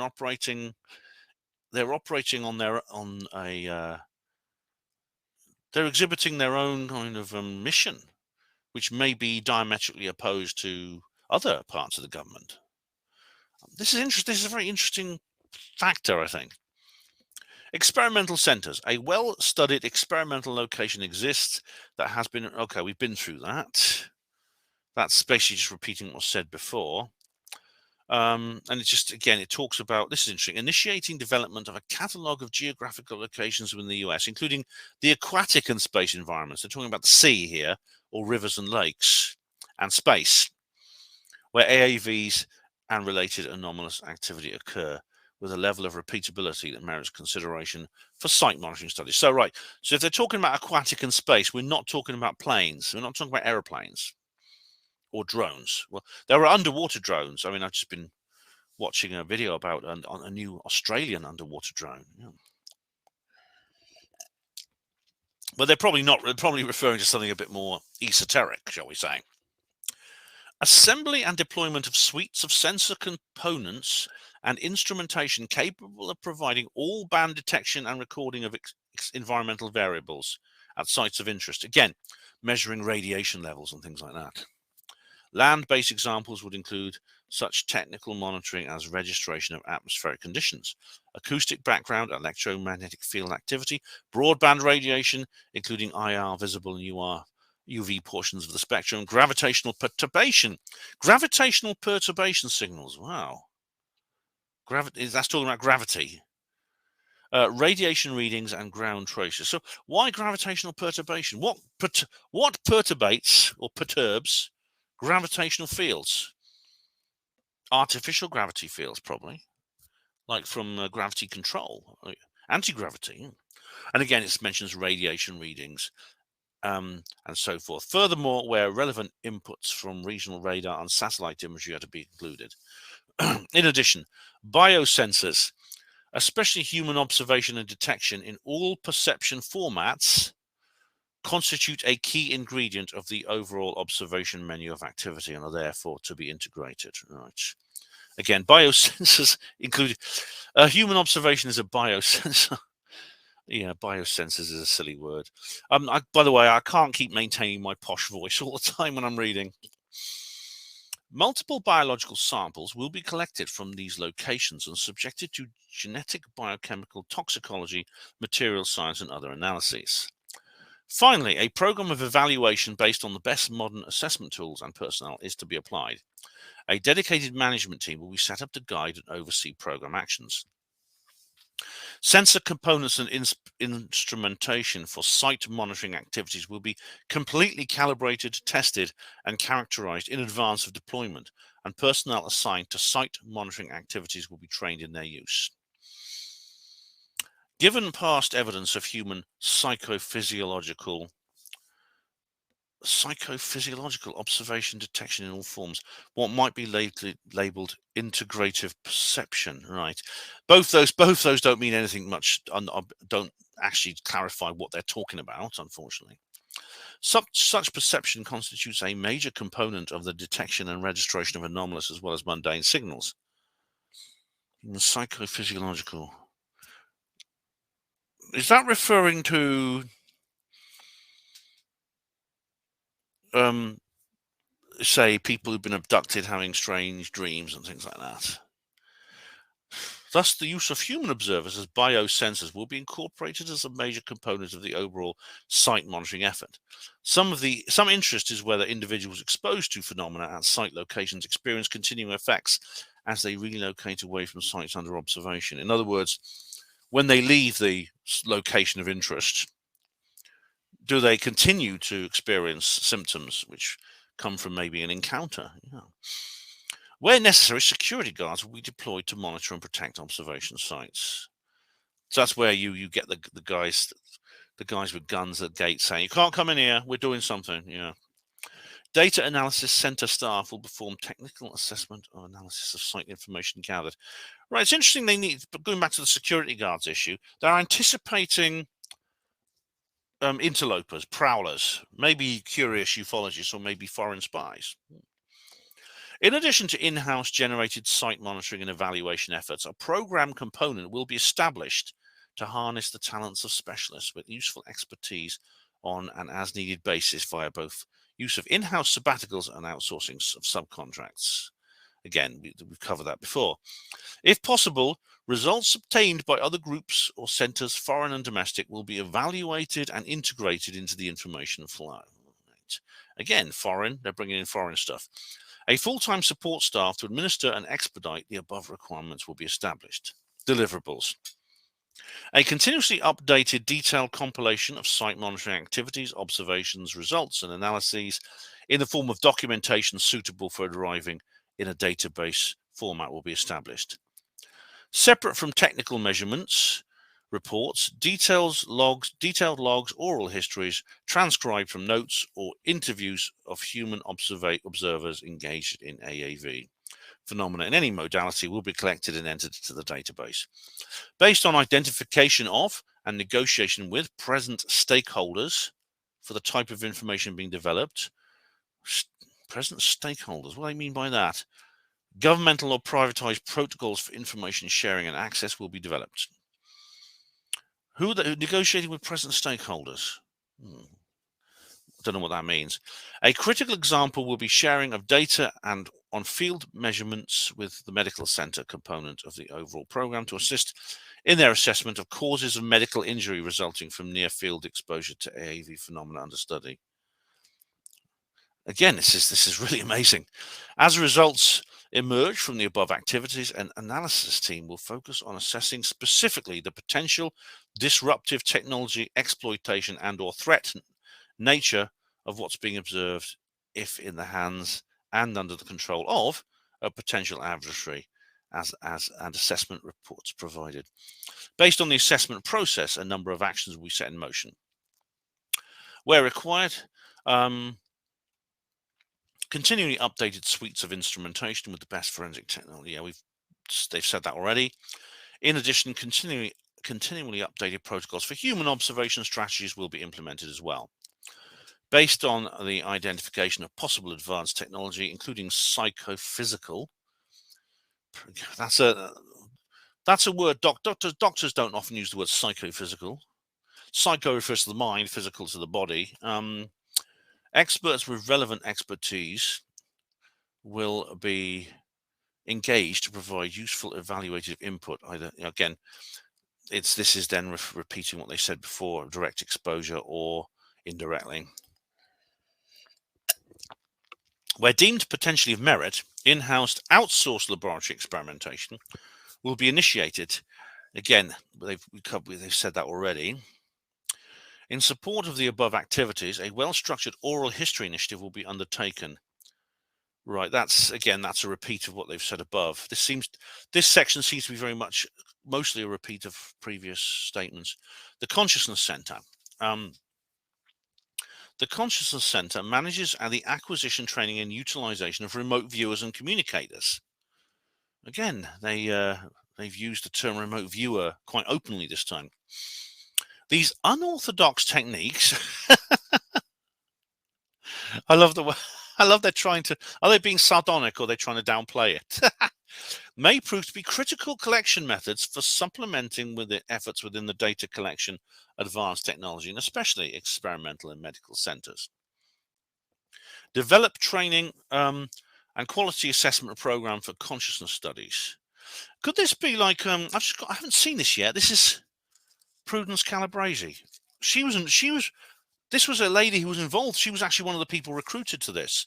She was recruited via Ed Dames and his project, because Ed Dames ran a private remote viewing training course, but he's a former government remote viewer. Yeah, I'll have to watch that.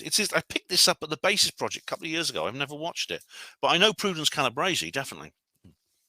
Conduct assessments are, again, remotely on site. Conduct assessments, experts in the field. Initial study focus capabilities, again, they've covered that. Extend remote communications program, again, to retrieve data across dimensional space-time barrier. It's often said that remote viewers can see things like not just in different locations, but in the past. They can see things from the past. Develop remote viewing communications countermeasures. Again, that could be anything from other psychic spies interfering with on an energy level with the remote viewer, or something occult, literally protection spells, things like that. Study consciousness interactions with control of technology. I can hardly believe I can't hardly believe I'm actually talking about this thing in this context. It hasn't sunk in yet. It's incredible. Conduct experiments to determine baseline parameters for physical transport across dimensional space-time barriers. Ashton Forbes, you must have seen this. As opposed to communication and data transfer over. So they're talking about matter transportation, teleportation. Beam me up, Scotty. MH370 with the 3 orbs circling around it. Okay, deliverables. Experimental results and assessment reports will be produced on each separate activity. Results and reports will be maintained separate from other data reports. Medical center. Create comprehensive database on, we've covered that, they've covered that. Create rapid response team of in-house physician scientist personnel that, under the supervision of contract physician and deputy administrator, can rapidly conduct MRI 3 Tesla scans. That's magnetic resonance imager. It's something we used at my hospital. It's like for seeing. It's like a kind of X-ray, but it uses magnetic resonance, hence its name. 3 tests. We actually had a 4T magnet one, but the 3T ones are more standard.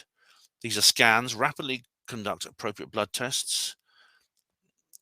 Chemistry, hematology, toxicology, immune system, genetic tests, including tissue biopsies, blood sampling, cytogenic analysis, cyto refers to cells, full forensic internal medicine diagnostic procedure, and integrate the data into a big picture description of putative aerospace vehicle associated injury.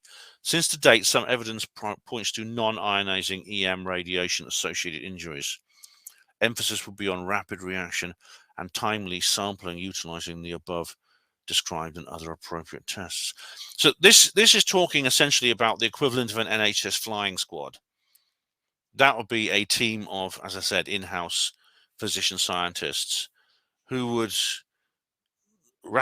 actually visit rapid response. They would actually travel, probably in some kind of ambulance or maybe a helicopter, an air ambulance, to somebody who'd had an encounter with AAVs to test them, to check them over. In other words, scans, blood tests, etc. And hopefully, hopefully that would include possibly treatment. I mean, surely they're not going to do this without treatment. They are going to, I hope they would include among that, well, can we just make sure this guy's okay? Is he getting better? Can we maybe treat his injuries? Isn't that what doctors are supposed to do? Okay, so then it refers to the rapid response medical team as described above, will also monitor and test family members in the aftermath of AAV interactions. An in-house PhD psychologist will conduct appropriate cognitive and other tests on individuals involved in the medical center research. Right, that's again, this fits in with people who have had contact experiences, have described having interactions with people like this. The difference being, these people's testimony refers to incidents that happened many, many years, decades before this KONA Blue thing was even just thought of. And it says here, this will include, but not be limited to, A, individuals who've had experiences on any of the properties described in the experimental centers above. B, individuals who have close encounters with AAVs with physiological medical effects. And C, family members of either of these groups who have reported subsequent psychological, physiological, and medical effects. All right, so yeah, the medical team will be responsible for continuous monitoring of personnel and their family members deployed on experimental facilities. That's interesting. That means that they're now referring to the possibility that people actually involved in these response units will also suffer some of the symptoms themselves. Expand and configure current preliminary correlation project between known AAV-associated injuries, psychophysiological effects, and ICD-9 subtypes. ICD-9, what does that mean? Correlation projects. Again, they want to associate what they're doing now with other projects, other studies, or existing knowledge, which again makes sense. It would make sense if this was just part of a much larger set of government programs. Create the internal infrastructure, organization, and personnel, as well as contract research experts to handle, examine, and research unusual and unique biological specimens at the forensic, anatomic, physiological, biochemical, and genetic levels. Such data will also be systematized and integrated. My God. Unusual and unique biological specimens. What are they talking about here? Pet cats? No. Infrastructure will all conform to all HIPAA, don't know what that means, and human subjects regulations as they pertain to the above medical center objectives. Create comprehensive database on physiological and medical effects of AAVs in other countries. The database will have advanced pattern analysis and correlative capabilities. Well, that database, to have database that has those capabilities means there must be similar databases and projects in other countries, including maybe this one. Including these, it could include those weird blokes that Kaz Clark saw in tents outside Penta on the morning after her experience. And I could give you other examples. Deliverables, the databases. Again, we still haven't heard about. One thing that is missing from this is the welfare of the patient. There's been no statement referring to safeguarding the welfare of the patients. Again, you wouldn't, in a clinical situation, you wouldn't have that. This is not a clinical research. This is not a clinical project. This is not a clinical response team. They are gathering data, which means gathering human specimens, basically. So if you do get a medical problem as a result of this, you're much better off going to your GP or to A&E than contacting these people. Because the GP and A&E, they do have a duty of care towards you. That is what doctors are for. 2, utilizing the database. A small team of medico-analysts under the direction of the chief physician and the deputy administrator will organize the data into a threat analysis based on medical findings, including but not limited to deaths and injuries as a result of interaction with AAVs, medical injuries as a result of other anomalies, collateral injuries, physiological effects to family members. The education center, right? Well, again? They want to train people up. This is interesting. To enhance data collection center capabilities, volunteers can be recruited and trained to assist. Not me. I'm not having anything to do with this. The education center will provide in-house investigative training to these volunteers. The volunteers can provide initial data collection capability within their state or immediate adjacent state. I think they are referring now to civilian ufologists and members of MUFON, perhaps. Yeah. As needed, these volunteers can also assist in the in-house investigative teams for operations conducted in their local area, plus provide an in-depth knowledge resource of events also occurring nearby. So that they basically be approaching local UFO groups, this I'm guessing, and asking them to help. Expenses incurred by these volunteers, such as personal autos, car rental, hotels, and food, would be reimbursed. You see, it's tempting. If you were someone like me, or maybe Miles Johnson, Win Keats, etc., it would be tempting, wouldn't it? You get to travel somewhere, stay in a hotel, have a meal, all paid for. Additional expenses incurred to attend in-house training, such as plane fare, would also be reimbursed. So, plane fare, you get a free holiday, yay! This is large. More than 100 people. Volunteer corps would greatly enhance data collection center performance. Right. I think what they mean is this may be simply the reason they've made this decision to bring in volunteers, which of course is a bit of a security risk. It could simply be because their budget is not quite as high as they'd want it to be. They can't employ people to do this with the proper on the proper salaries with the proper security clearance. Pardon me. The education center could also provide supplemental training for conducting of collection seminars at local libraries and colleges by these volunteers. Of collection seminars at local libraries and colleges by these volunteers. What the hell does that mean? Have you ever been to a collection seminar on this subject? Maybe they're referring to like conferences. I don't know.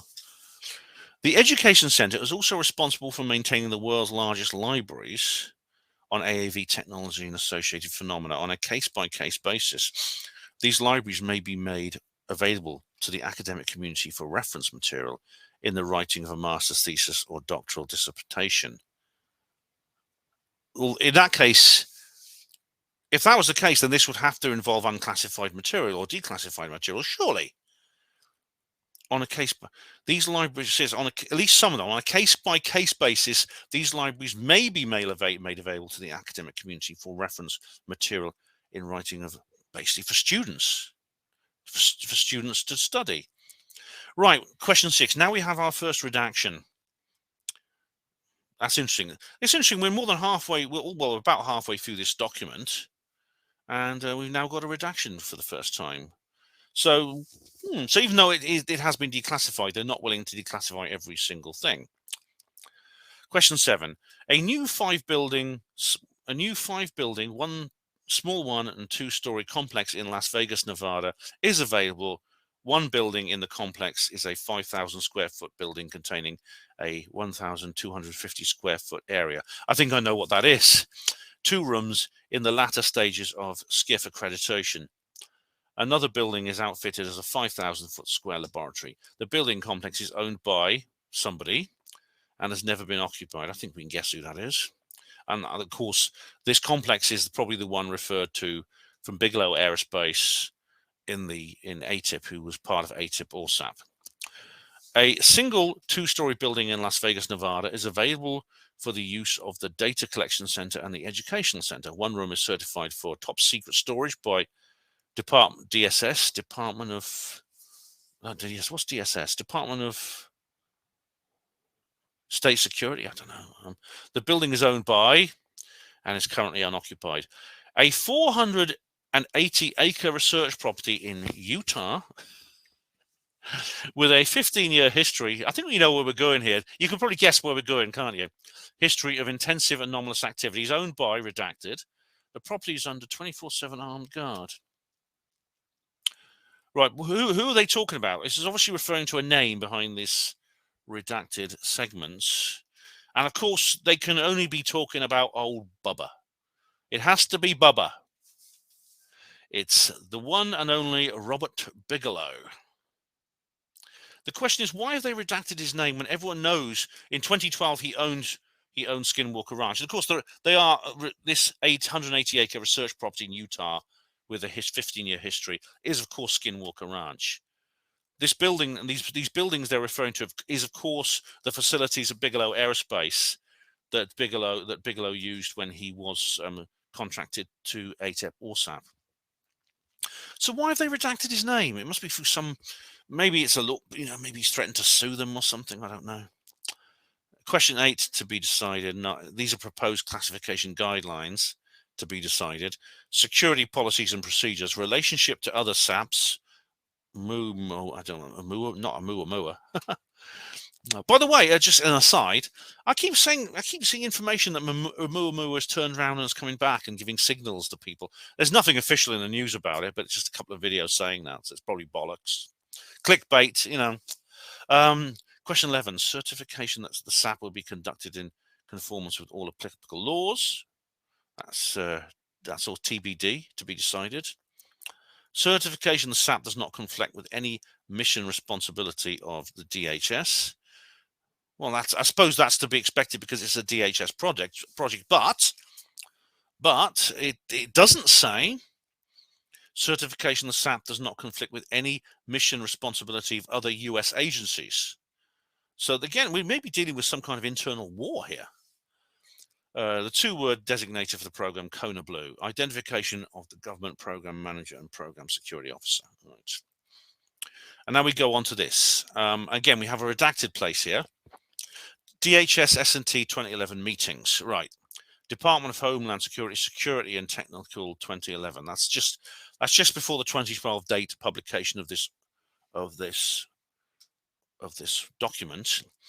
There's a list of dates here and attendance. Presumably this is a list of names of people who were attended, and it's redacted. All this bit is redacted there. Inventory. DIA.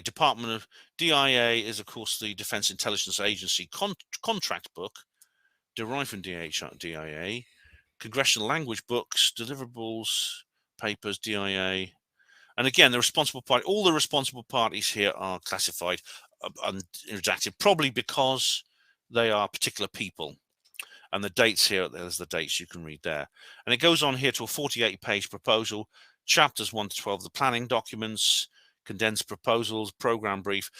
When it comes to these, it's all, even the derived location is redacted, and then the last 2, program brief and condensed proposal reformat, is again S&T. And we have another letter declassified by Richard D. McComb, DHS Chief Security Officer, declassified again, the 18th of July, 2023. We've only just heard about it now. And it says, memorandum for Dr. Tara O'Toole. That sounds like a James Bond girl's name. Under Secretary for Science and Technology. Mr. Joel Wall. This is from Mr. Joel Wall, Director of Special Projects Office. Subject: establishment of a DHS Science and Technology Prospective Special Access Program, unclassified. Reference, and there's the reference number there.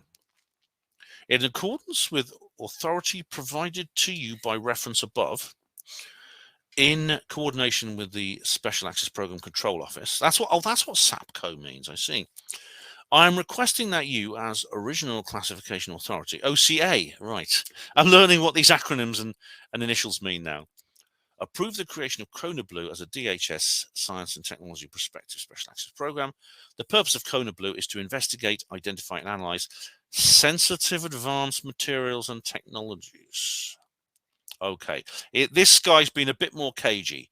Sensitive advanced materials and technologies. They're not being quite as candid and saying AAVs. And to assess potential emerging and or disruptive scientific and technical data necessary in support of national security. Your approval will, 1, appoint myself as program manager for KONA BLUE. That's this guy here, Mr. Joel Wall. I expect Mr. Joel Wall is one of the names behind these redacted segments here, in that case. 2, require me to prepare in coordination for the SAPCO the documentation listed in attachment 1 of the reference listed above, and 3, require me in coordination with the SAPCO to develop KONA BLUE final approval documentation presentation to the SAPCO within 90 days of the date of this memorandum, and there is signatures there. And we have here memorandum for special access program. Right, so we now have an unredacted list of attendees. Subject: the minutes of the November 21, 2011 SAPCO meeting. Jane H. Lute, Chair. Karen Wagner, Under Secretary for INA, Intelligence and Assess, I don't know. Raphael Boris, Under Secretary for Management. Ivor Fong, does he? Oh dear. Ivan Fong. That sounds painful. General Counsel. Gregory Marshall, I've heard that name. Chief Security Officer. Stephen J. Cover, Chief SAPCO. Special Access Program, SAPCO. Michael A. Zawaski, OSA PCO, Program Security Officer. Alan W. Olson. And then we have SAP Representative Tara O'Toole, Under Secretary for Science and Technology. Opening remarks, request for KONA, approval of KONA BLUE, S&T. Meeting officially convened at 7:45 a.m. God, they get up early, these bureaucrats, don't they? November the 21st, 2011. The Deputy Secretary opened the meeting with an explanation of what caused this meeting to occur, with some sense of urgency, which was the impending transfer of funds to DHS from Senators Reid and Lieberman to conduct the KONA BLUE program. The entire meeting was devoted to discussion of the KONA BLUE program and included roundtable discussions of the following major points of interest. Dr. O'Toole proceeded to discuss what she knew of the history of the KONA BLUE program while it was being conducted at DIA. What history at DIA? Are they referring to like the AATIP before it was transferred to the DOD? Because originally the AATIP was then became AIMSOG because it was moved to a different department. Is that what? But then I thought this was brand new. Discussed the technology she knew it. She stated that the senators were prepared to provide $10 million for the execution of the program. Oh, it's gone down a little bit to the FY. It was 12 million, wasn't it, earlier? To the FY12 budget. Dr. O'Toole was asked why the FBI specifically was not approached to do this program. She answered that the FBI had no organic capability to do research and development in the scientific arena. Yeah, either that or the FBI has a different loyalty, shall we say. The discussion then shifted to what rationale was for making the program a special access program. The General Counsel said, beep. A brief discussion was also held concerning why DHS was selected to conduct this research. Right. So presumably they don't want to tell us why this was made a SAP. Right. Dr. O'Toole explained that the senators felt that the technologies involved affected the security of the United States and was more than worthy of further investigation. Dr. O'Toole explained that there is a very serious science involved with this program, and she felt that the US government had the responsibility to continue its investigation. She further stated that if only a small portion of the research provided viable results for DHS application, it would be worth it. A discussion concerning collection also occurred, in which the US INA felt that S&T didn't have the authority to conduct. Was that maybe that's referring to the medical response team? The discussion centered around whether the KONA BLUE program is actually an intelligence program, which DIA no longer had the authority to conduct per Executive Order 1233.3, or whether the collection of information in this case was merely the assimilation of data provided willfully with the full data knowledge, consent, and understanding from those which provided the data. Data in the sense of the KONA BLUE program is neither covertly nor clandestinely collected, as is the norm in intelligence programs. Well, if they're using volunteers from local UFO groups, that's not the norm in intelligence programs, I don't think. No. Finally, the S2 asked Dr. O'Toole and Mr. Cover, with preparing a 5 to 10 page paper that fully documents how we got to where we are now with the KONA BLUE program. Its provenance, again, they keep going back to a history or provenance of what the KONA BLUE was doing when it was ABC somewhere else, while at the DIA. And exactly, so what was going on at the DIA? I mean, how old is this program? Because this is like a program proposal to set up something. It's not a review of the past achievements of it, unless they are specifically referring to AATIP. I don't know. S2 is still not certain what would be researched and had what science would be researched that had applicability to the DHS mission. S2 is still not certain what the IT is in the program, or otherwise what exactly we are researching. Well, isn't it obvious? We're researching. What do they call them? What was the term they used? Sensitive, advanced scientific materials, data, and what was that other wonderful phrase? I can't remember now, but it was a sort of a very euphemistic. Sorry, I can't find it now. A very euphemistic term for UFOs, and I think maybe they're asking the same question that I would. What is the it in the program, or otherwise, what exactly are we are researching? Yeah, they want to know basically, are these aliens, or if not, what are they? She also stated that some kind of formal request to DHS to accept this program and the associated funding would be very helpful. Action items. Dr. O'Toole and Mr. Cover were tasked with preparing the paper discussed as soon as possible. The meeting adjourned at 8:50 a.m. On November the 21st, 2011. So, it only lasted for an hour and 5 minutes. Right. This is unclassified. This document contains pages 1, 10, 11, 12, and 17, as they are pertinent to the KONA BLUE PSAP. All other pages are removed due to other program material, declassified. And we have Special Access Program Control Office decision briefing for the SAP Oversight Committee on that date, same date. S&T request a SAPOC approval of KONA BLUE. Your request is approved. Right, that's good to know. And we move on. Then the rest is blank. So everyone breathes a huge sigh of relief. And then we come back to the pretty picture. Current issue status. Need to finalize DHS SAP financial system. Need non-DHS SAP space for program office. Need to accredit contractor spaces. Need comms equipment and dedicated IT support. Need to further identify critical programs information. It's to identify further, or further to identify. Bad grammar. Purpose. KONA BLUE is a DHS science and technology unacknowledged ONS SAP to investigate, identify, and potentially exploit sensitive, advanced aerospace-related technology, and to prevent disclosure of scientific, technical, and engineering data vital to the US. Disclosure with a small d. Program Manager Joel Wall. Him again. S&T Special Programs Division. Budget and schedule. Expected amount of funding to be $12 to $15 million. It's gone up now. Pending issues for KONA BLUE. Funding, classified line item in CSO budget. Right. CSO. Don't know what that means. Classic. Does this refer to the black budget? Classified line item. USM. Again, I don't know what that means. United States something has concurred the need to establish a business administrative SAP to handle primarily unacknowledged monies. Does that mean what's the profits of drugs and the Colombian cartels, as is rumored? Yeah. Oh, yeah. That's how they fund these things. You know, these are crooks. These are criminals.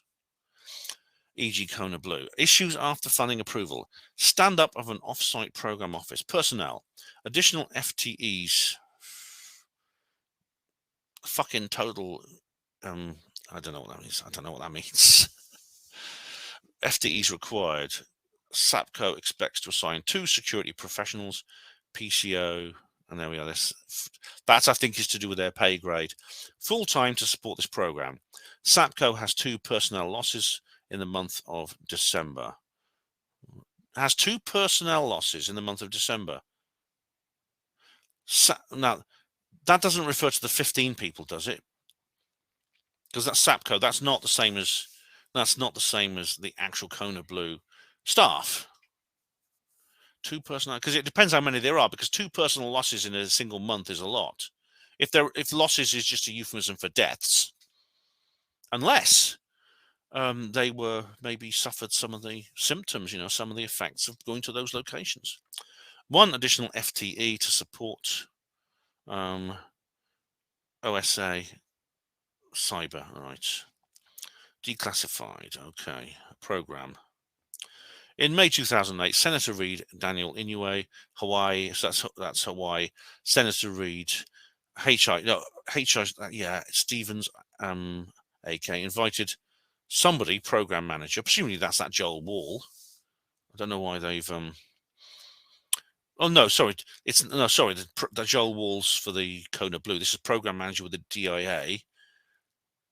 Could that be Lou Elizondo behind there? I don't know. To meet with them to express their interest to establish a research program plan involving exotic sciences. In July of 2008, LTG Maples, director of DIA, was briefed by Senator Reid to discuss a congressional ad of $10 million in startup funds for FY08 for the proposed effort. A request for proposal was issued by DIA and a contract awarded to Bigelow Aerospace to research advanced aerospace threats and technologies. I don't have to read all of this because this is basically simply this looks to me simply like the history of AATIP, as we've just described, AATIP or SAP.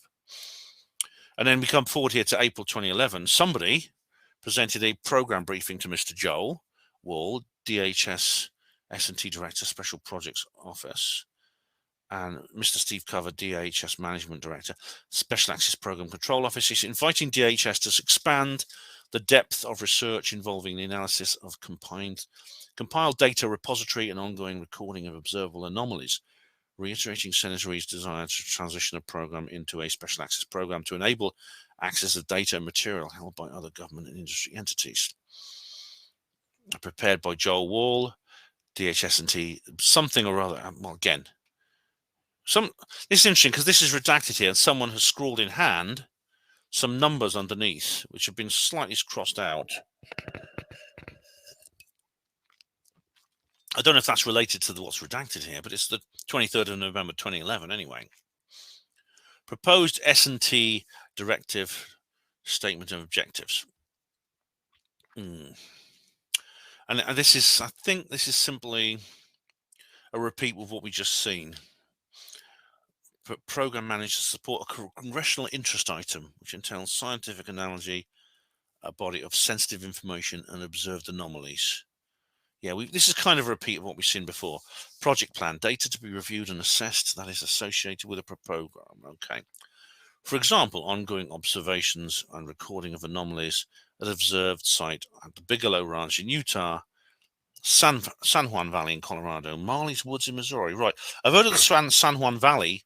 Marley's Woods I've not heard of, but that's clearly a place. Marley's Woods. Let's just have a look. Let's see what it says. Just waiting for this to open. There we go. That's Woods. Missouri. Marley Woods was Missouri. What's that? The Paracast. I noticed in 2015 the Paracast covered this, and here the Black Vault has covered it. It's obviously something very. It's in Oregon County, just defined by Koshkonong of the West, Thomasville North, and Thayer. Oh bloody hell! What happened at Marley's Woods? He also touched on enigmatic phenomena like UFOs and miracles. The Ozark Spook Lights, Marley Woods, Missouri. Well, I don't have time to go into this now, but I'll look into this later. I've not heard of Marley's Woods. Additional relevant classified material is believed to exist within other government special access programs and will be accessed. Okay, we covered that, but it mentions NIDS here, and then we have the Special Projects Office, provide program management through government program manager. Again, we've talked about this. The oversight of classified data collection and analysis centers to be located in Las Vegas, Nevada, and classified data centers to be located in Austin, Texas, in the National Capital Region, and in the National Capital Region. That presumably is the Pentagon. Classified data analysis centers in Austin, Texas. I wonder what that is. Presumably it's not Alex Jones's house, but it's somewhere in Austin, Texas. Unclassified and classified data collection in Las Vegas, Nevada. That's obviously Bigelow's place. Locations at which classified work is necessary will have access to a SCIF, basically, yeah. The DHS S&T will establish a research council. Again, we've kind of covered that. The 5 eminent independent scientists, maybe Gary Nolan, maybe one of them, who will monitor and advise research efforts. We kind of gone. That's kind of just repeating what was said before. The proposed budget, again, we're repeating what we've said before. They need 2 leased SCIFs. I think this is breaking it down a bit. You see, it says the proposed timeline, and it just says, so you establish the program office, secure data analysis centers, compartment information facilities, research council, and in the second quarter, continue data and inventory, initiate data analysis, implement research council review, conduct quarterly review, conduct data analysis, conduct research council review, data analysis, quarterly review, again, research council review. So this is just basically talking about the agenda, the itinerary of what's going to happen. And we have another letter here. Memorandum for Deputy Secretary Lute from Tara O'Toole. KONA Blue establishment. The purpose. This memo provides information concerning KONA Blue, a DHS Science and Technology SAP, PSAP, with recommendation for your approval. Background. And again, that's just a repeat of what was said before. I think this paragraph is actually exactly as what we've just said before. And again, these names are redacted. Obviously, it's not Joel Wall behind that because someone presented a program briefing to Mr. Joel Wall. We've covered that. In May 2011, Dr. Tara O'Toole, Under Secretary of the Office of S&T, USST, was presented with the AATI program information concerning the opportunity to investigate, identify, analyze sensitive advanced materials and technology. That's another good way to put it. And to assess potential emerging and or disruptive scientific and technical data of potential importance to national security. Again, based on available information and review of security requirements, establish SPO to establish unacknowledged waived protective SAP designated KONA Blue. In addition, in October 2011, Dr. O'Toole met with Lieberman and Chairman of Homeland Security Government Affairs Committee and Senator Harry Reid, Senate Majority Leader, to discuss the program funding discussion based on discovery and investigation, discussions, interviews, briefings with former AATI. Don't they mean AATP? Maybe that's something else. DHS S&T provided proposes to provide SAP management for support of this congressional interest item. A SAP is proposed and as we have been informed, there's a body of previous work held by other entities that requires a SAP level clarification to access it. Okay, so there's a body of previous work. How big a body and how far back does it go? It's interesting. What's the date on this? What's the date on this? November the 8th, 2011, right. So what are they talking about? Previous bodies of work. Anyway, the proposed program management will entail blah, blah, blah. It's kind of, that's, yeah, we've already repeated, that's all stuff we've repeated before. Oh, now this is the recommendation, no signature. And there's enclosures. That's things, presumably extra things that have been put in the envelope. From Senator Reid to the Honourable William Lynn, Deputy Secretary of Defence. Again, the deputies. You've got to have the deputies. Homeland Security, Jane Hull-Lute, Deputy Secretary. Memorandum 4, Jane Hull-Lute, through Tara O'Toole, from Stephen M. Cover. I think this is, let's have a look. I'm not sure it's worth reading this, because it's just more of the same sort of thing, I think. It's more about the organisation of the proposed special access program. But it said number of requirements, elements of proposal, including the budget. This is interesting here. I'll go through this. I'll read this paragraph because I think this may refer to the cancellation of it. The discussion began with SAPCO Chief Cover providing an update on recent activities undertaken and information gathered regarding PSAP. I'll double check the date. December the 12th, 2011. Right. Followed by General Counsel Fong, Under Secretary Wagner, providing the perspectives of the proposal. Deputy Secretary Lute then led a discussion of proposal, during which various questions about the proposal were identified and considered. Those questions included whether the justifications for the establishment as a SAP, assessment of threat vulnerability, were adequate, and whether the development of a number of required elements of the proposal, including the budget and personnel requirements, was sufficient. At the conclusion of the discussion, Deputy Secretary Lute directed that the PSAP be terminated immediately. So that's that's at the end of 2011.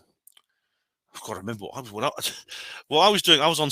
Oh God, I'm just remembering what I was doing then. I was on suspension. I was under suspension from the hospital. I was having my disciplinary on the 6th of January, I remember.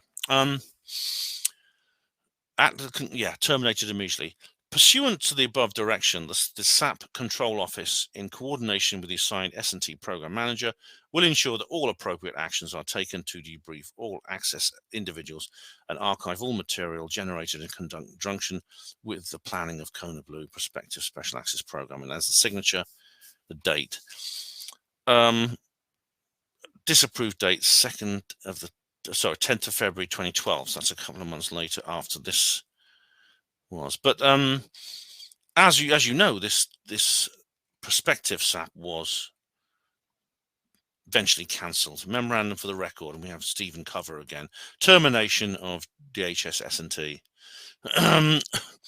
Program closed down procedures. I don't need to read all this.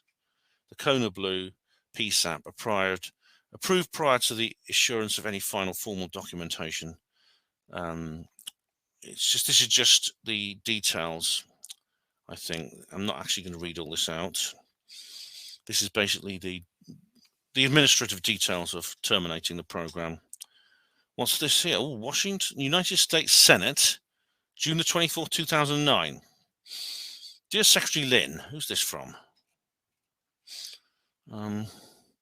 So this is beginning this past September, US Senate has mandated, this has been underlined for some reason, that the DIA assess far-term foreign advanced aerospace threats to the United States. Assess far-term foreign advanced aerospace threats, which could mean what? The scope of the program interest covers from the present out to 40 years and beyond, well, past or future. In order to further our effort in reorganizing emerging disruptive aerospace technologies, technical studies are being conducted in regard to advanced lift propulsion and the use of unconventional materials and controls, signature reduction weaponry, human interface and human effects. My God. What are they talking about here?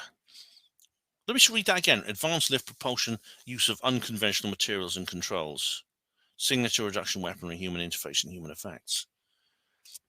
Why don't they just say U, F, and bloody O?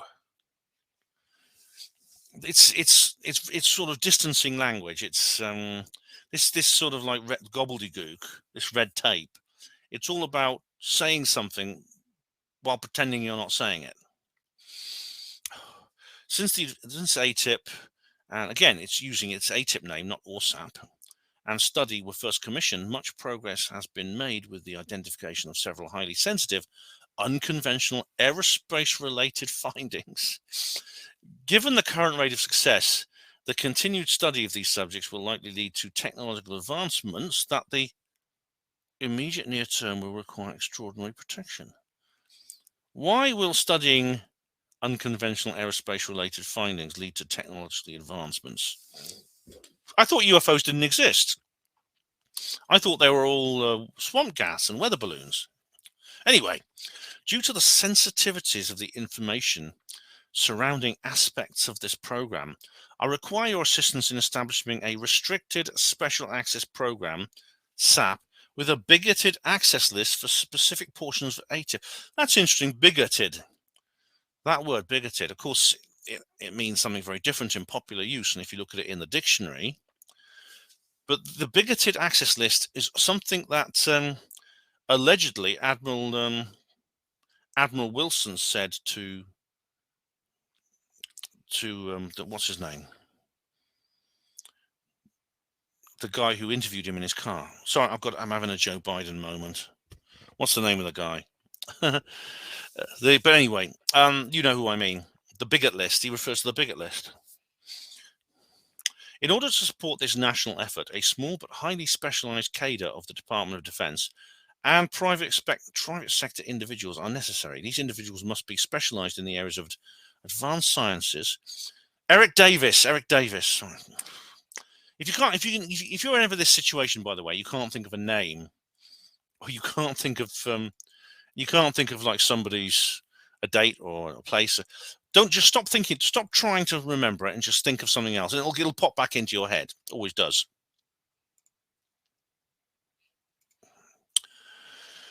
These individuals must be specialized in advanced sciences, sensors, intelligence, counterintelligence, and advanced aerospace engineering. Why? Why do they need to be specialized in that? Given the likelihood that these technologies will be applied to future systems involved. This is going back to that stuff that what's his name found? Again, I can't think of his name. But you remember the 12 pages he got from Susan Goff? Do you remember that document he applied for under FOIA and he got back Anthony Bragalia. Again, don't think of the name, just move on. Anthony Bragalia, he put in a FOIA for this document and he got back like 12 pages of 144. And this is exactly what they talked about. Involving spaceflight weapons, communications, and propulsion, the standard management and safeguarding procedures for classified information are not sufficient. Is it really that sensitive then? Is it really that concerning? Is it? I mean, we're just talking about weather balloons here, for goodness sake. Even the use of conventional SAP protocols will not adequately ensure all aspects of the project are properly secured. What was it Wilbert Smith said? Classified higher than the H-bomb. Although not every aspect of AATIP requires a restricted SAP read-on, the following portion should be maintained as the restricted SAP level. All right. Well, it's declassified now. Anyway, let's read it. The methodology used to identify, acquire, study, and engineer the advanced technologies associated with AATIP. Identify, acquire, study, and engineer? They must be referring to crash retrievals. Specific methodologies used to study unconventional technology may require nuanced approaches that will undoubtedly be of significant interest, if not a top priority, for adversarial foreign intelligence security services, FIS. I remember that, FIS. And what they're saying here is we need to be on the lookout because there may be spies in our midst collecting this for the Chi-Coms and their horrible Putinists. Undue attention by government or private sector entities not involved in AATIP or any international interest will directly or indirectly interfere with the daily AATIP mission, perhaps threaten the overall success of the program. Again, they want to make it as restricted as possible, probably because of fear of espionage, but also because, as we heard earlier on, that the mission, the actual mission of KONA Blue may be very different to those, and the ethics and desires may be very different to other government agencies. Allocation of personnel, support and oversight. Due to the highly specialized nature of the personnel involved with AATIP, the overt acknowledgement of their participation in the program will lead to an unnecessary security and counterintelligence risk. Meaning, if you're involved with AATIP, you wouldn't necessarily be told. You'd probably have a day job somewhere in the Pentagon and be doing AATIP or SAP work on the side, like Lou Elizondo said he did. Occasional assistance from specialized individuals within the DoD, the scientific community, or academia may be necessary from time to time based on demonstrated subject matter expertise. Adequate protection of their identities or affiliation is critical to avoid unnecessary security. So they're not talking about volunteers this time. Without the appropriate restricted SAP protection, the cost associated with a compromise would be significantly higher than the cost associated with a properly administered restrictive SAP. So they're thinking in terms of security costs. Protection of industry partnerships and participation is critical. Public awareness of an industry's AATIP affiliation may discourage that industry's further participation with the US government in this program. Why? Why would public awareness of an industry's AATIP affiliation discourage further participation with the US government? What they're saying here, it sounds like, is that various companies are working on more conventional programs, designing warships, aircraft, satellites, things like that for the US government, for the Department of Defense and the CIA.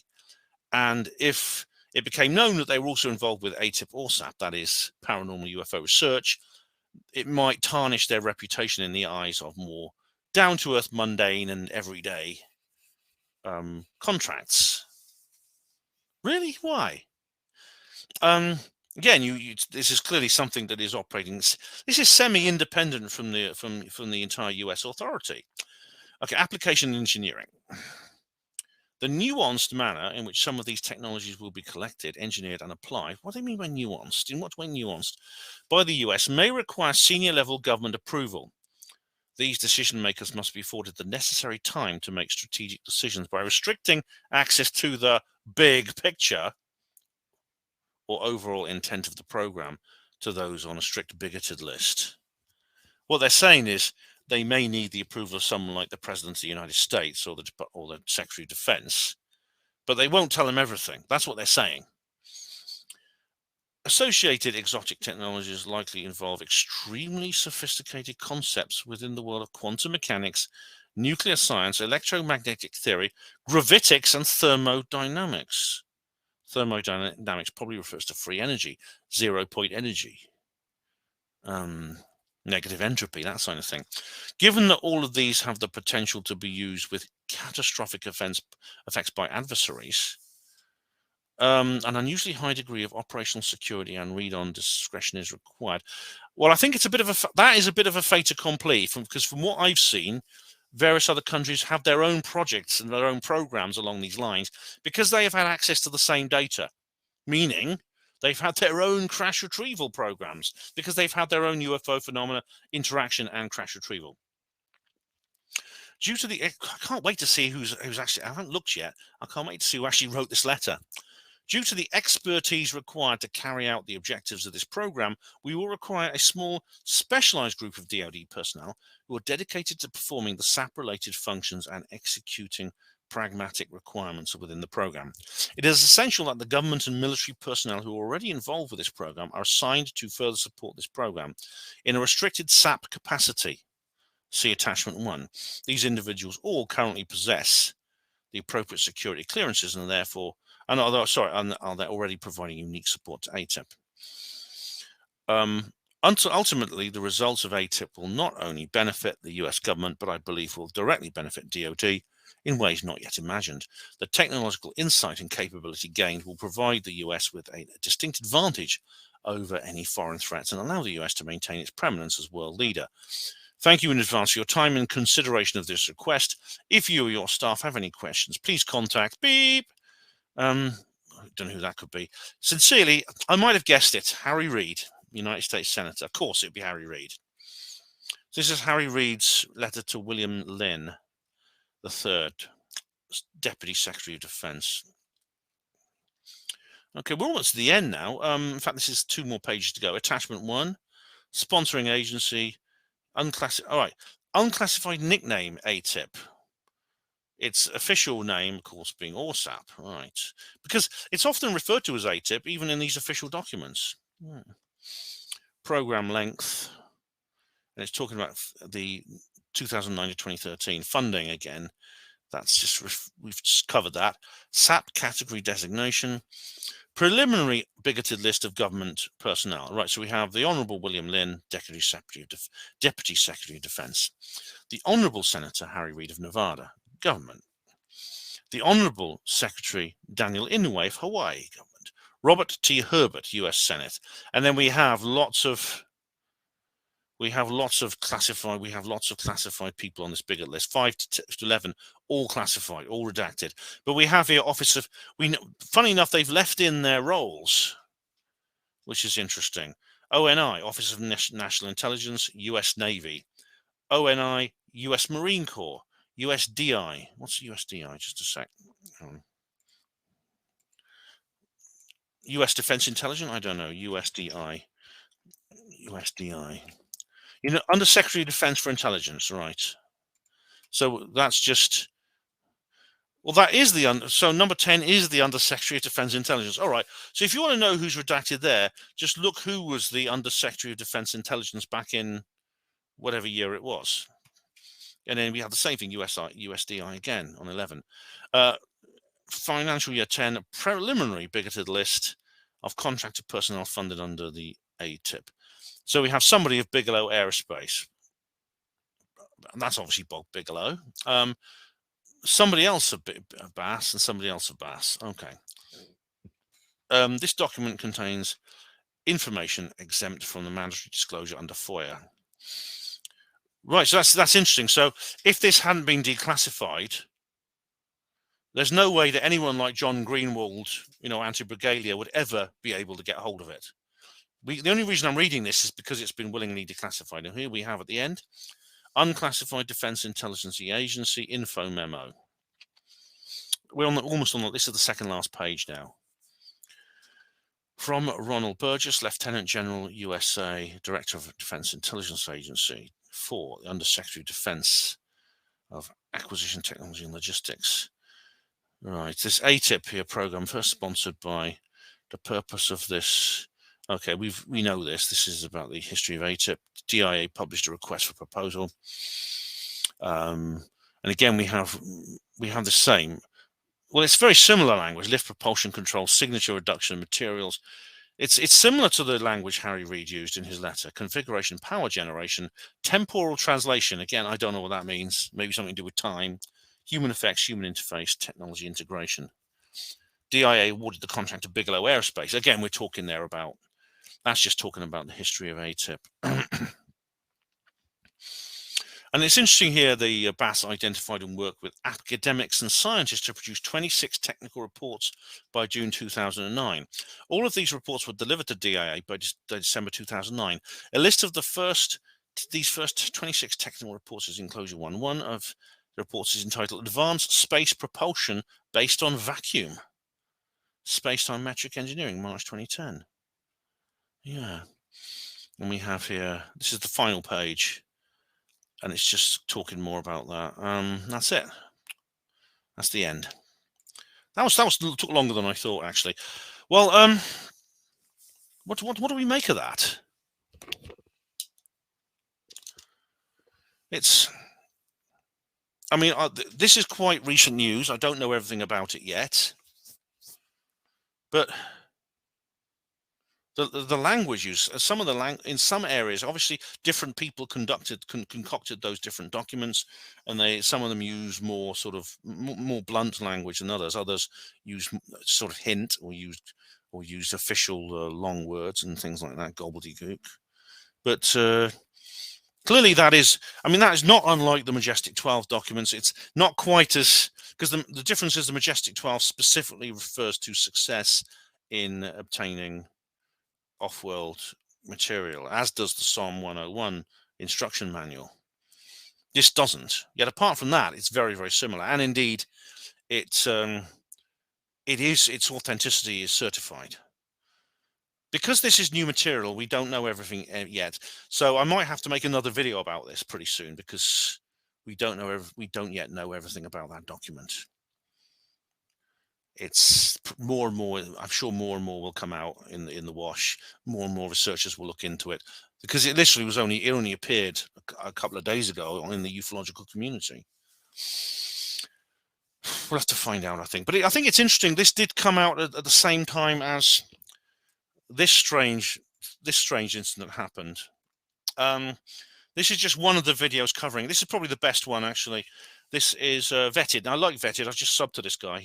He's very prolific. He puts out a new video every day without fail, and it refers to someone called Jason Sands, who is allegedly this is Military X. This is James Fox's contact, not the Brazilian guy who Fox also nicknamed Military X. There's another guy called Military X, and some people think there's some connection to the alien interview, things like that. But I can't help wondering if this is a piece of viral marketing for James's new film, which is coming out in a couple of months. I like James Cox. I respect him. I met the guy at Stairway to the Stars. I expect what he's doing, but this could be just a piece of viral marketing. I don't know. See, I haven't really looked into this. I've watched that video by this guy. This guy has mixed feelings about this Jason Sands person.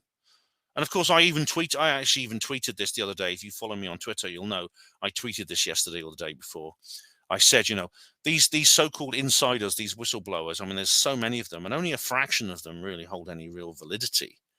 Anyone could come out and said, I was an insider on the UFO program, man, and go on about talk about jump seats to Mars and things like that. But only a handful of these whistleblowers have any real credibility, and I don't know yet whether Jason Sands does. Again, this is breaking news, something that only appeared literally a couple of days ago. But so maybe actually I was thinking I think I would have actually waited a few more days before doing this video you're watching now, but I decided to do it now because at the weekend I'm going to be away. I'm going to Weird Weekend North. And yes, I will be taking my trusty Herpano TV camera, and there will be a reportage. So that'll be the next video. So I'll be away for about a week probably, or just under a week. And then I'll be back and I'll edit that video and upload it. But what I'll do is I'll probably come back to this whole KONA Blue thing at some point, maybe do a live stream about it when I get back at some point, because this is new. It's breaking information. I don't know everything about it. I don't know everything that's going on yet. I'm just going to double check my notes. Yeah, I've covered everything, I think. Yes. Right. So as always, we just have to wait and see. I'm sorry, I don't have any final answers, but that was a remarkable historical document. If that's because it is a real document, even if the program was cancelled. I mean, a lot of the skeptics are making a big deal about how it was only a PSAP and not a SAP, and it was cancelled. It doesn't matter whether it doesn't matter. The fact that people wrote that down, it must have been done for a reason. Civil servants and bureaucrats don't sit down and write long proposal documents about researching Santa Claus or leprechauns or the Tooth Fairy. There is something solid behind this. I know that. And I think time will probably reveal more. Thank you for watching this video. In the meantime, like I said, I'll be back in about a week or maybe slightly less with my reportage from Weird Weekend North. If you're going to Weird Weekend North, I will see you there. Have a good weekend either way. Hospital Porters, pride and dignity. Stop the New World Order. Thanks for watching.